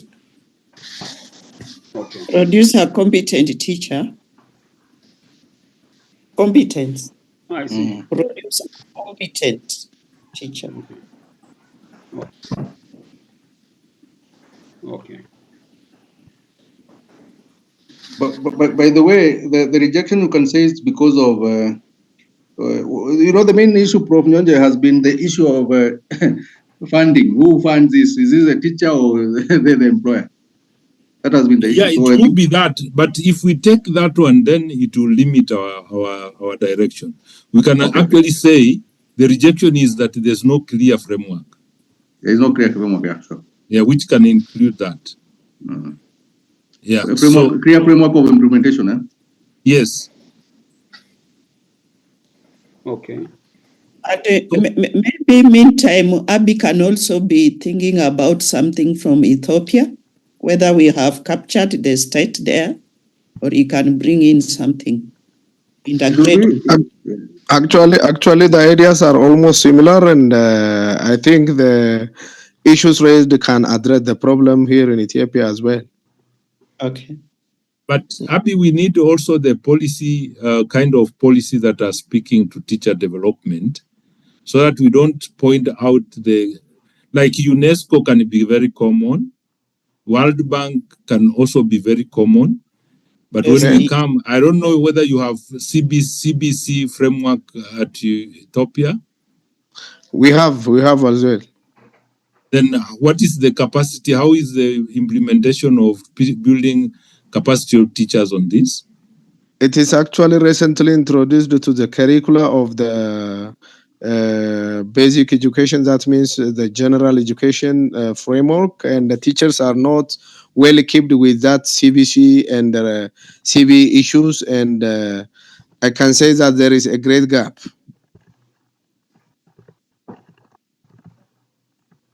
Is it CBC or CBE? CBE is a competency-based education, and the CBC is a competency-based curriculum, which is the tool to implement the CBE. Okay. So they're not sufficiently equipped with either the tool or the knowledge. Okay. Yeah. So how do I finish this one? So teachers are not well equipped with CBE knowledge and CBC tools too. How would I complete it? To effectively to address the 21st century skills. Okay. Even it is already captured here. Competent, future teacher, competent teacher who can face the future teacher. the ever-changing world. Yeah. Yeah, exactly. So the future teacher. So if we have the same scenario with Ethiopia, maybe what we could be doing, if we cite maybe the report or the working party report, we can actually be just talking in a continuous prose by saying, for instance, the working party in Kenya, which so talked about this, and in Ethiopia there was this, something like that. Then we can now just generalize and say in all situations there is no clear, we go to gap 1, 2, 3. Another gap which we should not forget. Yeah, Prof. There's just something in this call that's asking for the equal weighting of the two partners. In other words, if Kenya is going to give this sort of detailed, comprehensive account of, you can say, the gap, then we probably need an equally weighted, account of the gap in Ethiopia with examples, so that it looks like there's even treatment across the partners. Agree. Maybe after pointing out gap 1 and 2 and then the good thing, similarly. Yeah. The good thing is, as Professor Nyanja said, those the international ones, the World Bank, the UNESCO, they all talk about this region. So as also Abi has said, definitely getting the policies will not be so difficult. So you'll find that a paragraph will be able to tie all that in. Yeah. Even this one, yeah. Okay. I can add no problem. I can refer to the policy, and for example, we have developed recently a new policy in 2023, and we have also a strategic plan, the 6th education sector strategic plan, and I can refer to that and mention some ideas that are related with this aspect.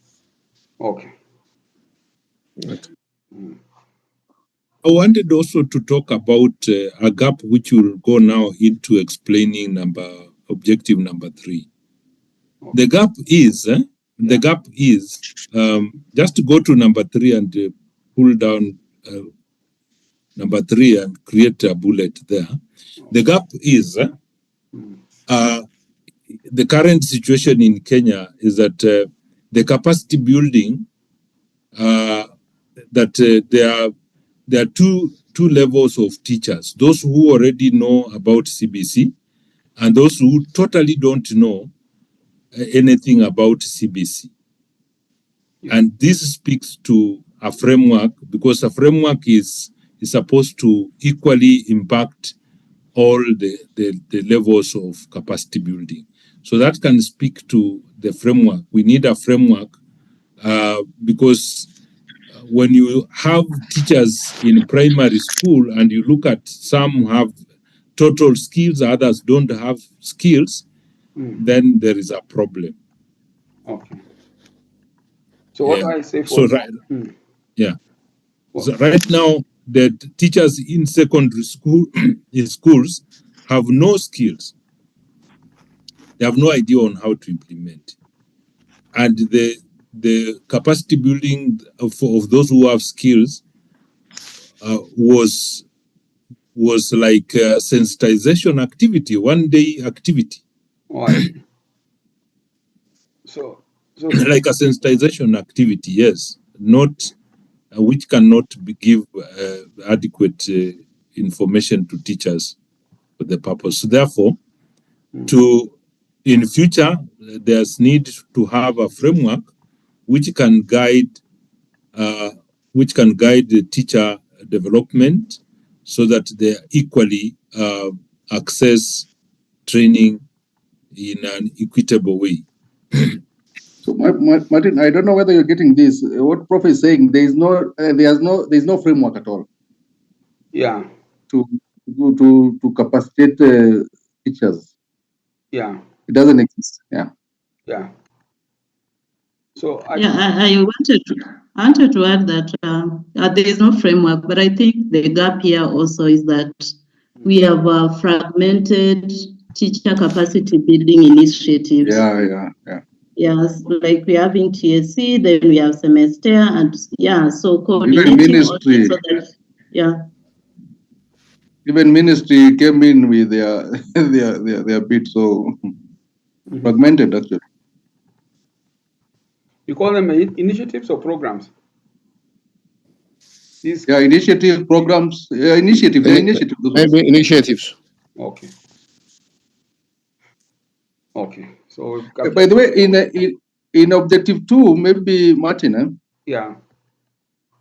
You see that the objective 2 is also is a very solid point when you say capacity teachers with skills, knowledge, and attitude for digital encryption. So the gaps there that exist, by the way, are gaps that are showing that there is nothing in education. First of all, about nothing has been done in terms of ICTs in education. What we have are ICT policies in this country. So they are not addressing education. They are just addressing the whole idea of ICT. So therefore, and you see already we are seeing proliferation of AI use in education without clear frameworks, which is risky. Because what will happen is we might end up with having a new knowledge that we cannot verify. Sure. Okay. The same thing appears also to the climate.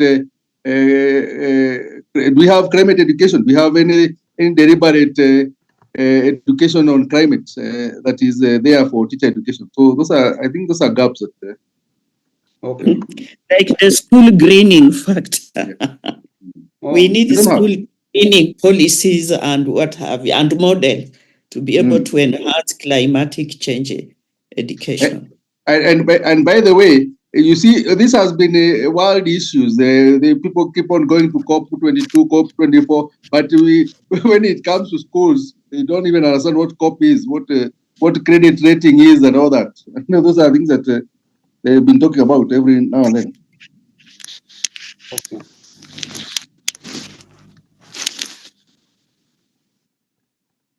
Okay. So you see what you are taking down, Karanja, is those policies now, policy NESP, the session paper. I think that point, some of the points would flow there, which is okay. But I wanted to point out number 3, a gap in the framework, which we shouldn't forget. That number 3.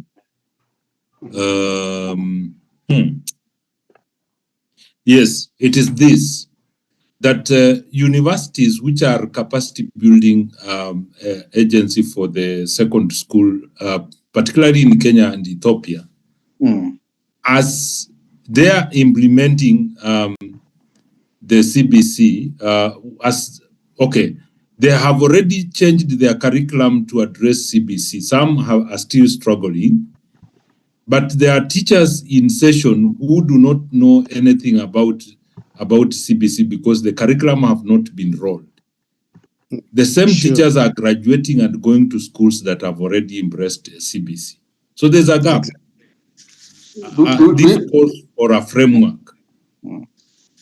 Do even the professors know what CBC is? That's also another question. Yes, okay, that's another point. That's another point. That there exists a framework to guide implementation of CBC in basic education. However, there is no framework to guide the CBC implementation in teacher training universities, because I know in TTC, I think there is a framework. That's in higher. So that's in higher education.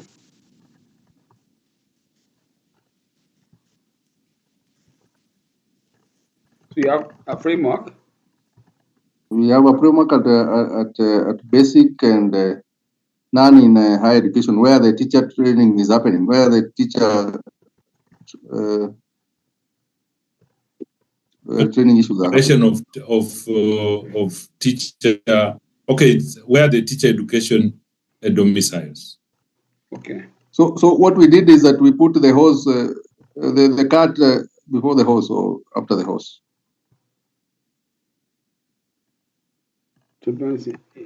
Teacher professional training. Is that how you call it? Okay. And by the way, Martin, what you can also do there is to get those literature that are showing today the graduates we are sending to teach grade 7 and 8 are not responding because they have not been trained in the CBC. I see. The junior secondary teachers. So you're saying it's an example. Junior secondary teachers. Secondary school teachers. What do we say about them? They're being sent? They have not been trained on CBC. And yet the curriculum is already being implemented there.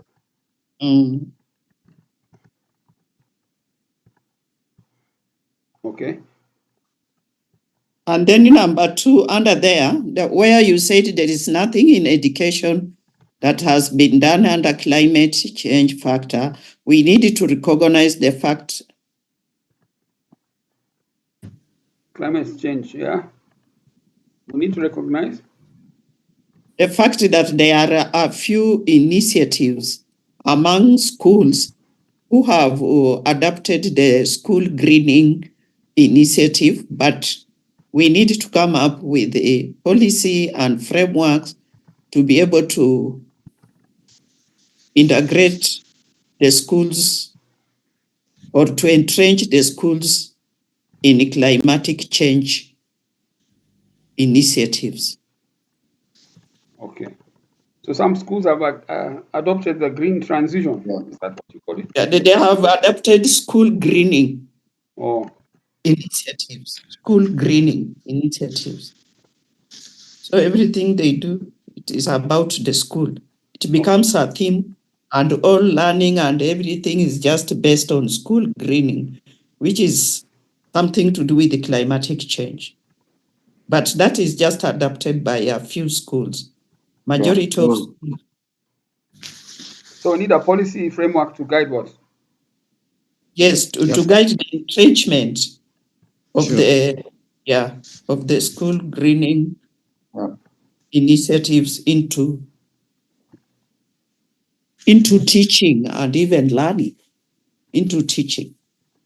There's a policy, Kenya Education for Sustainable Development policy. Kenya Education? Dr. Karanja, do you know about it? Kenya Education? Education for Sustainable Development. Yes. Okay. So it's quite a broad base, but not specifically for climate change. How is it useful here? Just recognizing the efforts, but not focused. Yeah, so it has not yet been contextualized into our curriculum. It's just like a guidepost, but it is not contextualized. Let's get the proper citation of this, because I think Martin would want to put them as references. Even what we have put here, we need to have citation, proper citation. Yeah. I'll get a grab of the education strategic plan, education sector plan. I'll also look at what the session paper says, so that we are very clear on what we are saying. Okay. So you too, Ryle, you can check on that sustainability policy and craft a very nice argument, because I don't think schools have been schools requires a framework to guide in how to integrate the education for sustainability into schools. What I've seen is like agency like Kemi mobilizing for school to demonstrate this project, but schools on their own cannot do that, meaning there's gaps in the capacity building. Yeah. You know, the irony is where we say that some of them are already adopting the greening, whereas 99% of them are using what do you call it, this kuni for cooking. So there's also a paradox there. Actually, it is called the sessional paper number 11 on National Education for Sustainable Development Policy. What year? 2014. 2014. Yes. The not sessional paper, but It's nothing has happened. But Oh. And they are using kuni. Equity is promoting them with the gas.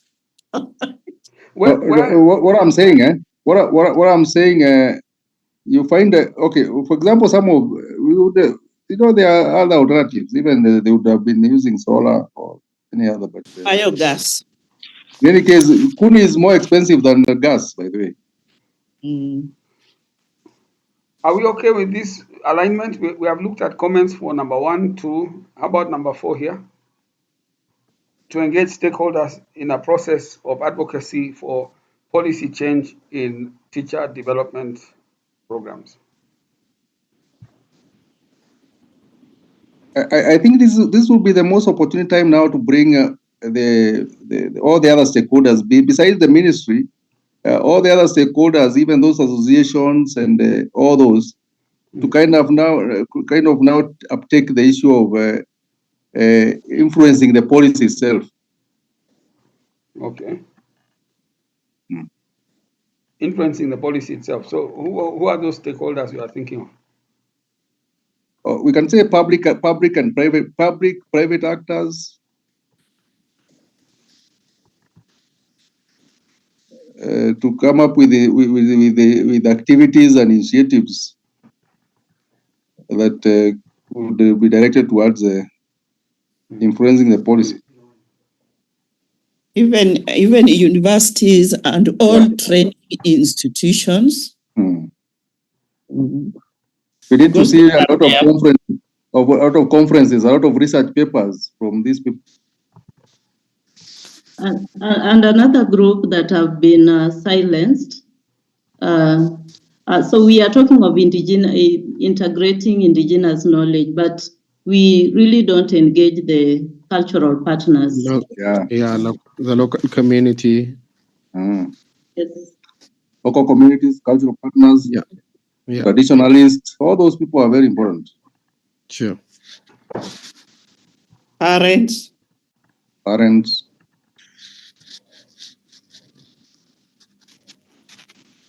So here we're simply listing the stakeholders in the process of advocacy for policy change in the teacher development programs.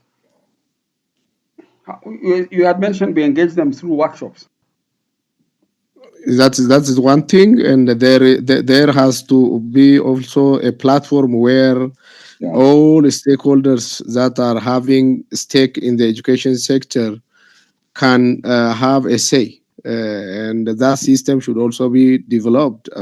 I think the policymakers and the implementers and the leaders are not coming together in the debate on issues related to education and teacher education and the others, and such a platform should also be created. A digital platform. Yeah, right. A platform for education. Okay. That would be a very good output. Yeah.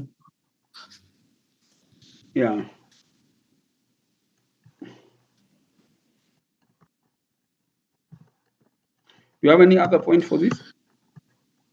Maybe I don't know where we can raise issues of education. The forum. Education forum, yeah. Yeah. What do you mean? What? How do I write it? The education forum is what? You can remove the workshop and just say education platform or forum. Okay. Education platform and forum, yeah. Okay. Actually, it should be a national education platform or forum, right? Yeah, sure. A national education platform and forum or forum. Okay. Where stakeholders can have a say. Okay. Can have a say on what on those issues that we are addressing. Yeah. As Where I don't know where we can raise issues of equity and gender sensitivity as well, including the inclusiveness. Maybe around here or somewhere else.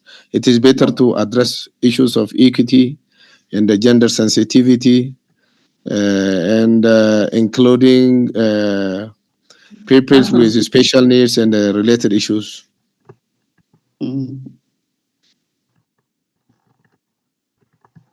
Yeah. So let's, as we do this, remember that objective is about engaging stakeholder in a process, engaging stakeholder in advocacy for policy change in teacher development Programs. Programs. So this will be like a kind of now 1, 2, 3. Now, so what? And this objective is addressing the sustainability that we are talking about. So that whatever we may have produced as outcome of these deliverables, it should actually continue. When we now engage them, we engage them to pick what we have to continue with them. We also engage them to think positively about teacher development and allocate resources. So the outcome of this will be policy briefs.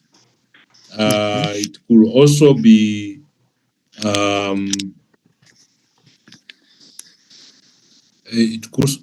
what? I think it could be publications, reforms, teacher professional teacher education reforms. It can lead to that. Yeah. Teacher education. And Martin, I want to raise a concern. I've seen that there's one for 2017. So perhaps we you have not incorporated that. I'm going to outcomes. Those are objectives, but we have outcomes, Martin. Oh, but there was a point that was being raised last. Yeah. Wasn't it raised as an outcome? Oh, outcomes are good. Just leave the outcomes. Deal with the objectives. But now somebody mentioned an outcome. That's what Nyonje was talking about. I was trying to capture it here, but let's go back to objectives. Yeah. There's okay, I'm sorry. So there's that education sustainable, whatever. There's one for 20. I've seen a document for 2017. So maybe that one we'll just review later. Just highlight it. This one. What I was trying to drive at, Martin, was that maybe we may not need the points on number 4, because this will be like the effort and the sustainability of this initiative. So all these points could actually be included either in 1, 2, or 3. The points you have raised here. Under 4. I don't like national education platform and forum where stakeholders can have a say. This one, I think there are a number of, we can't say it's a gap which can talk to number 4. Stakeholder, including public and private actors such as university. You see, these are now the points that we'll be using to implement 4. So there will be all kind of like activities. Like for us to get engagement, we will actually say how many engagements should we have, and then out of this, who will constitute this who will be constituted into this engagement, and what will be the outcome. We could actually look at maybe from when we'll be now talking about activity, we can now talk about how will we bring now the directors of education together. Then how will we now talk to the mid-level managers and system managers in the education sector? Then how do we get people who are at the consumption level, or people who are expecting service, or people who are at the desk giving services, such as schools, colleges, like teachers, head teachers, principals, directors. We will actually see how to constitute this so that we can have that. Or we can even decide to have a national conference where now we engage people and come up with the policy papers, or the white papers, what they are calling white papers, to influence policy, to influence adoption or uptake of policies that are there. So you're suggesting maybe I could write some of that here under 4? Maybe you can put in bracket or highlight and put activities, because these ones will become activities. You just highlight them. They'll become activities, all of them. Is that the correct place to put it?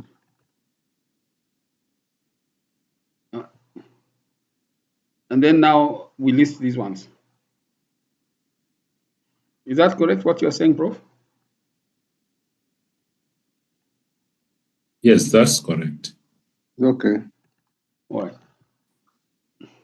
Okay, so right now that activity of National Education Platform and Forum, then that one will just be creation. You create a National Education Platform.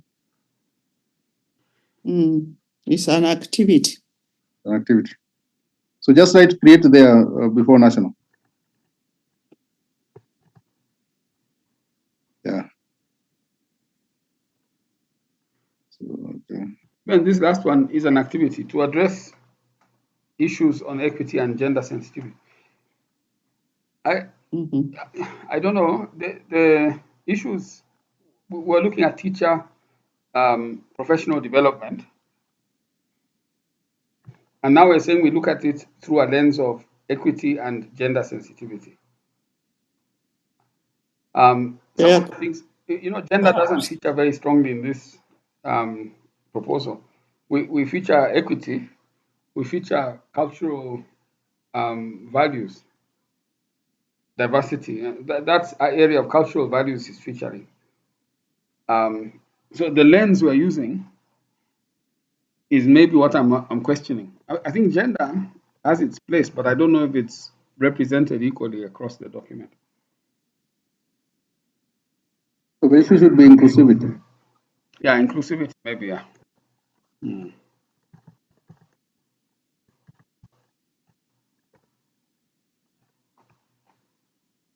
Okay, yeah, that's represented, okay. Okay, so we have something. Maybe we can then look at how to harmonize it within this document, these ideas we've discussed, so that we have a revised copy, I think. We can work on this. I think it will take now some time in terms of, maybe not tonight, but during the day, when we can try to harmonize them so that it's written in a way that fits this framework here. This one has its constraints. So we need to reduce it actually so that it fits what they're saying here. And from there, we have to make sure our research questions, and there's something called knowledge management and knowledge mobilization. Those factors also need to emerge out of this kind of thinking. Yeah, so there's some work to be done here on this one, to rewrite the document to be reflective of what we are now saying. And I'm not sure how it's going to affect methodology, because again, there's a part down here where we now moved to methodology on, and of course data collection. And even there's this, I think we have to look at it now, make sure that it's consistent. That's maybe the next step. But it's not going to be happen very quickly. It will happen over the course of a day if we concentrate on it. That's what I think, because it's an issue of congruence, and we have to make sure that what we are saying up there is also represented down here. Time-wise, we may need to devote tomorrow to it. Yeah, that's maybe my words based on that. But if there's another comment, maybe. Martin, if you remember what Elizabeth said, and I think I respect Elizabeth for one thing.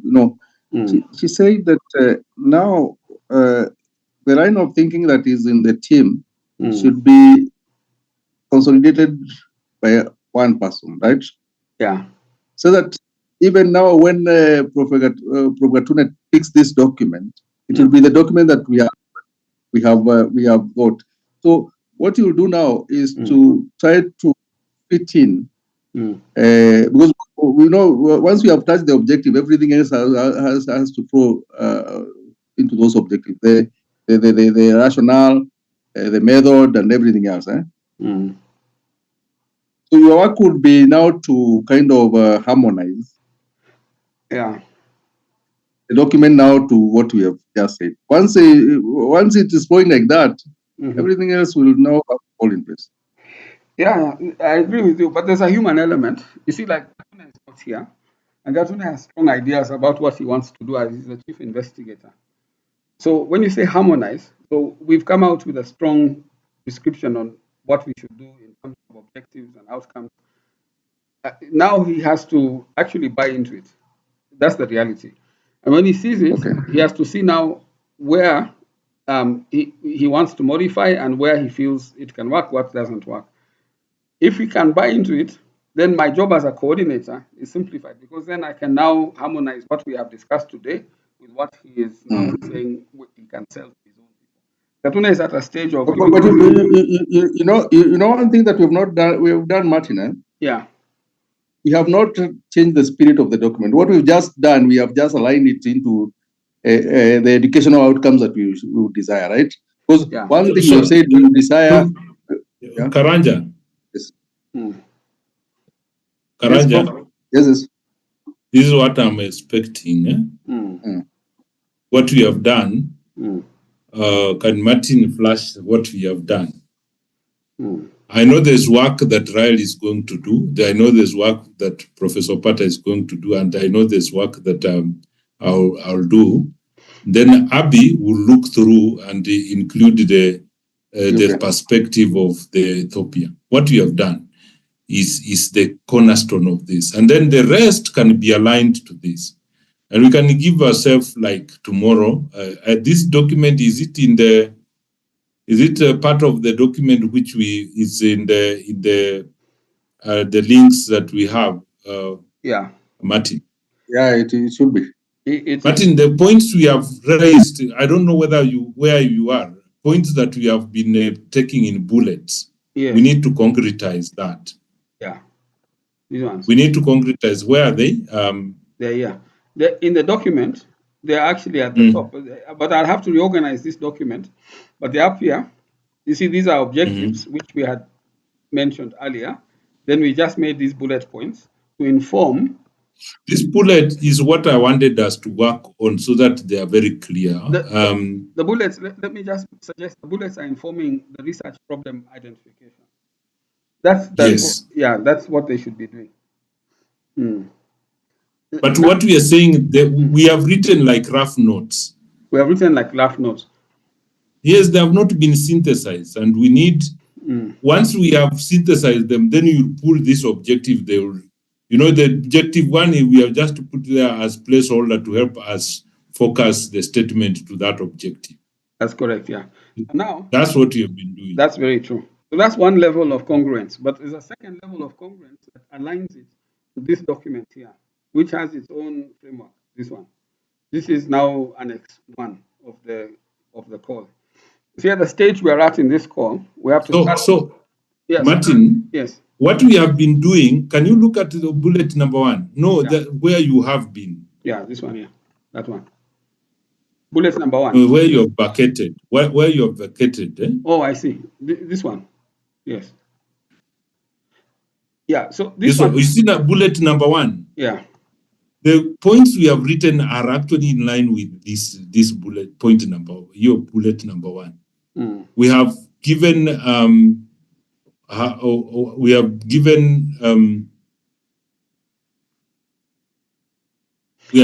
opportunities that are there in terms of policies and all that are addressing our project. Yeah. And we have also pointed out clearly the gaps that are there. Yeah. Right? And these gaps can go into any direction, including identifying policy and challenges and context. Actually, we have identified the policies and challenges that we have, in terms of contextual needs. Yeah. Like in Kenya, we will point out very clearly the policies, the challenges of those policies, and that's what we have been doing in those bullets. So the present, the significance is where now, after we have done this, then we can give somebody to write significant. Now, significant will not have this citation. It will go direct and say, given this situation, therefore, this project will address what? What is it going to address? Then we can now use the bullets under number 1 to craft a significance out of this. We go to bullet point number 2, objective number 2, and craft a significant related to this. This is now constructive alignment, and I think Opata should talk to this, but I thought we can give ourselves responsibility given these highlights, and we concretize it properly, we synthesize it, and bring the citation, because we need to have, we talk about things that are there. Professor Opata, I can see she has her hand up. Prof, you have just said what I was about to say, that we need to concretize this, but the best person to do it, to articulate it, is Professor Nyonje. Yeah. Prof, Professor Nyonje, if you can be able to concretize for us these points, then we will be ready with the work. Then the rest of us can continue aligning what you have said, the significance, and see whether the methodology is being aligned by this background. It's very, very key and statement of the problem. Prof, we are just requesting. No, I'll look at it and see what I can do in the morning. Right? For those points we have raised here, I can see how to concretize them. Yeah. Now you can give us the assignment, because there is a number of things yet to be done, including, is it activities? That comes the up. Methodology. Yeah, so that Go comes and up. align methodology. Yeah. If I may say, just from a project management point of view, we have to align our own activities in a way that we'll get an outcome out of it without exhausting ourselves, by the way. That one I know. And this issue of burnout and management of time and all these things, you see, we just mentioned about activities. That comes up once all this is done. And that's in the schedule. You see, so we have to have a schedule which is time-based, and then from there we have to have our budget. But that's based on the activities, the roles, the resources that go into the whole project. But we have to lock down this document in order for us to be able to comfortably work on the activities. If, let's say, we work on the schedule, that's why the reason why there's a schedule that was worked on by Gatune, but I asked him to hold it because if this one is not locked down, like now it's changed, all those activities that he has done, that schedule he has done, is redundant. He has to do it again. That's what I'm trying to say, that we have to somehow organize ourselves in a way that there's precedent. We know what's going first and who is doing that, what's going second, who is doing that, what's going third, who's doing that. Otherwise, we're going to end up with burnout and redoing things. And that's the fear. And then we're so tight on the deadline. That's now where I'm a bit concerned. I'm very concerned with it. So do this, Martin. Yeah. What we have been doing is the statement of the problem. Yeah. Let me work on that and give somebody something else, like a justification. Another one but we are through with the objectives, we are through with the outcome. Unless you feel like we need to tighten an outcome. So give somebody else another part like that. But what we have done is that all of us, we have been capacity building to understand what our objectives are and some issues that are coming out. Then we can use that framework to tighten the others and just do alignment. And that's something which we can easily agree, because I think for me, I want to catch up some sleep. I've been traveling the whole day. Yeah, that's the thing. So yeah. like when you say you'll do it, if let's say you give yourself a timeline, if let's say by midday you have done what you've said. By midday I'll be through. By midday I'll be through. I'll wake up. Yeah. Then now the next step. So we need to agree on the steps, and then how we'll build on those steps. Like we've said, if the objectives are and outcomes we have agreed on them, then I can. They're here. They're already on the document.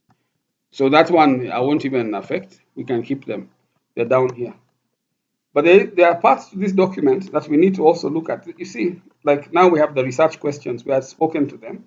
We need to make sure that the research questions feed off the objectives. Who's going to look into that? So we have the objectives, we have the outcomes. We need to look at the research questions. Then there's something here called knowledge management. What is that? And also knowledge mobilization. But this call wants us to speak to these things. So we need to also align them so that it's all aligned in that sense.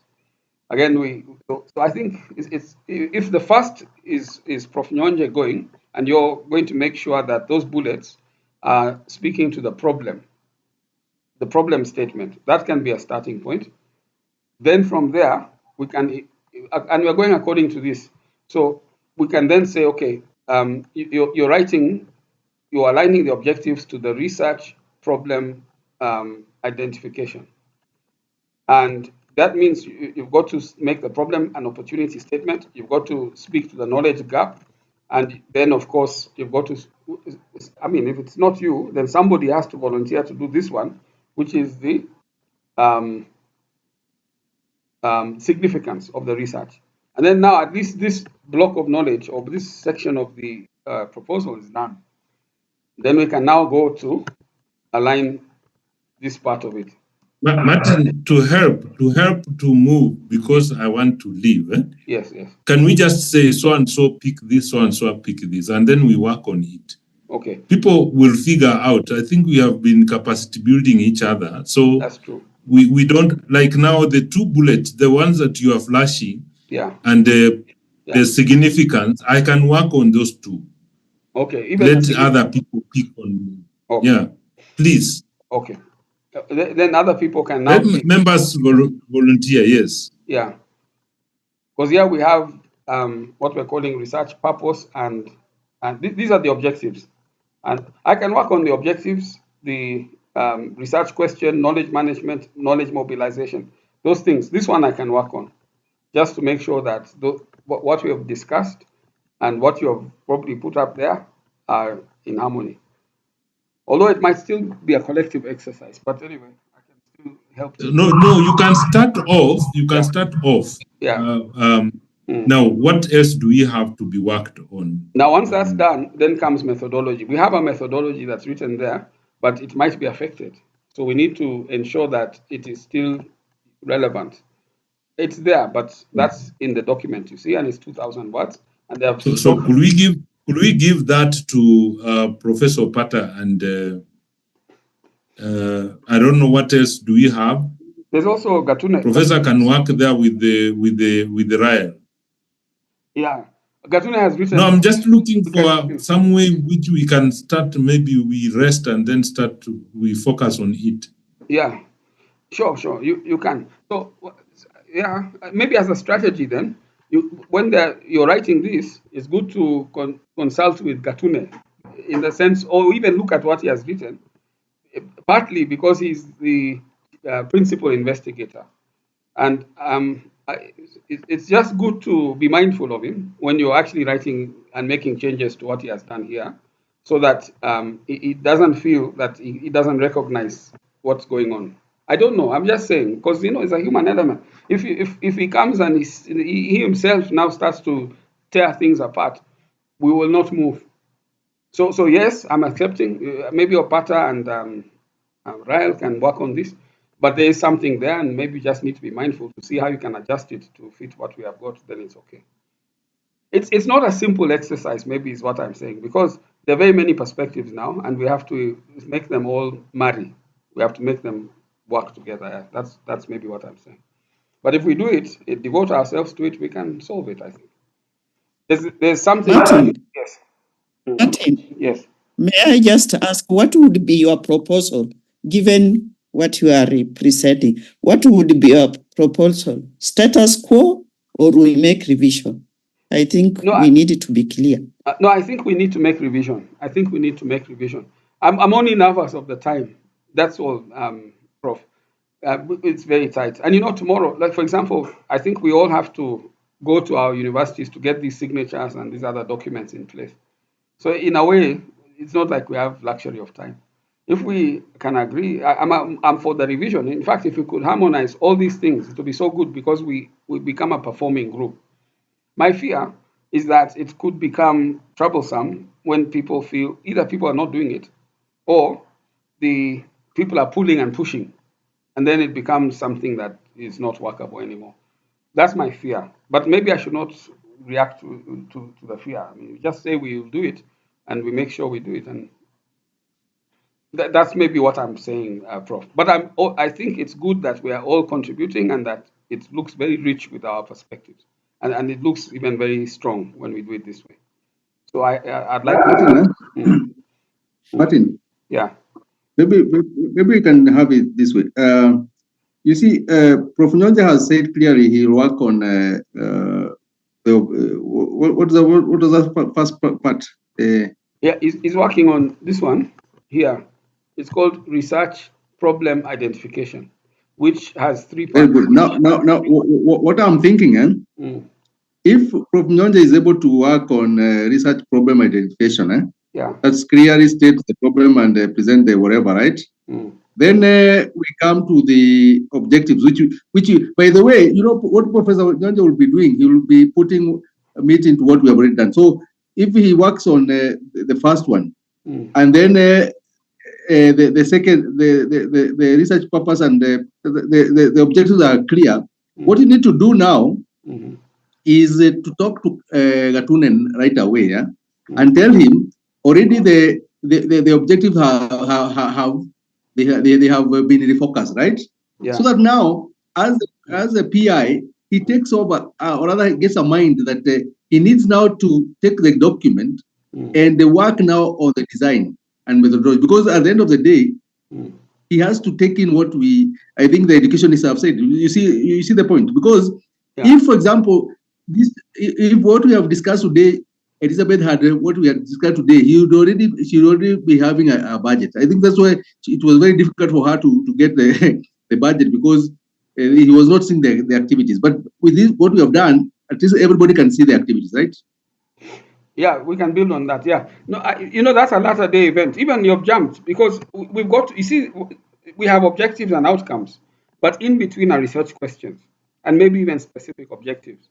We have to think like that, so that it's clear, or even clearer, how we are breaking the objectives down. That is what I've highlighted. This one. So what I'm saying, if, for example, you are able to reach Gatune now and you tell him the research objectives have been aligned, because, by the way, we are not affected them. What we have done, we've just polished them up. Yeah, no, it's okay. I'll reach him for sure. I'll reach him for sure, but not now, in the morning. I think it's safer to say in the morning. So that Nyonja can be going on with a research problem, Yeah. and you can be going on with the research purpose. Then you tell Gatune, Yeah. now you need to marry the new objectives with your research methodology. Then the other people like Opata who had already started working on the knowledge management, they can be going on. Yeah, knowledge management was being worked on actually by Elizabeth. You see here, there's something small, but it's also. I was working on the ethics. I think that one. On ethics, yeah. And maybe for that case, since we have worked together on objectives and the outcomes, and Professor has volunteered to go and work on statement of the problem and significance, then we leave the rest to Martin and the PI, so that we don't really jump all up, so that the PI loses the direction that he was taking. Yeah, that's my fear, that he might lose his direction. Yeah, this one up here, Abi is a big contributor because the Ethiopian component needs to be equally weighted with the Kenyan one, and there are many examples. So just Abi is doing that. Abi agreed that. Yeah, I'm just for clarity. I'm only saying when we're distributing the roles, we're saying Nyonje is here, but Abi is here as well. So it's Nyonje and Abi. Yeah. Yeah. Okay. Very good. Aye. Okay. Is that okay now? Yeah, I think it's clear. It's okay. And Nyonja and Abi have said by tomorrow by around 11 they will be through with number 2. So you'll also be through with the number 3. Then Gatune takes over, or you end up the whole thing. Yeah. Okay. So, yeah, that can seem to. Okay, guys. I think we have a way forward. We don't want to keep people waiting for so long. So Martin, you just coordinate that, and things will run. All right. And then just a final word is that tomorrow, then we can, once this is done, that means by evening, we can put out the schedule, which is having the activities. The schedule has the activities, but it'll be based on now this new document that we have done, the revised document. I'm just mentioning it so it's clear. By tomorrow evening, we have I'll put out a list for the activities, which we can, again, construct or deconstruct in the way we have done this one. Okay. But the question is, this document will be on the Google Doc, so people like Elizabeth will be seeing it, and they will also be working on their site. Yes. It's in fact, we're working on the Google Docs. It's the same. In fact, I can put it on the chat here, or should I put it on the chat on WhatsApp? No. Let it be on the Google Docs so that Elizabeth can pick and go on with what she was working. It's on the Google Docs. This one's on the same Google Docs, which she's aware of.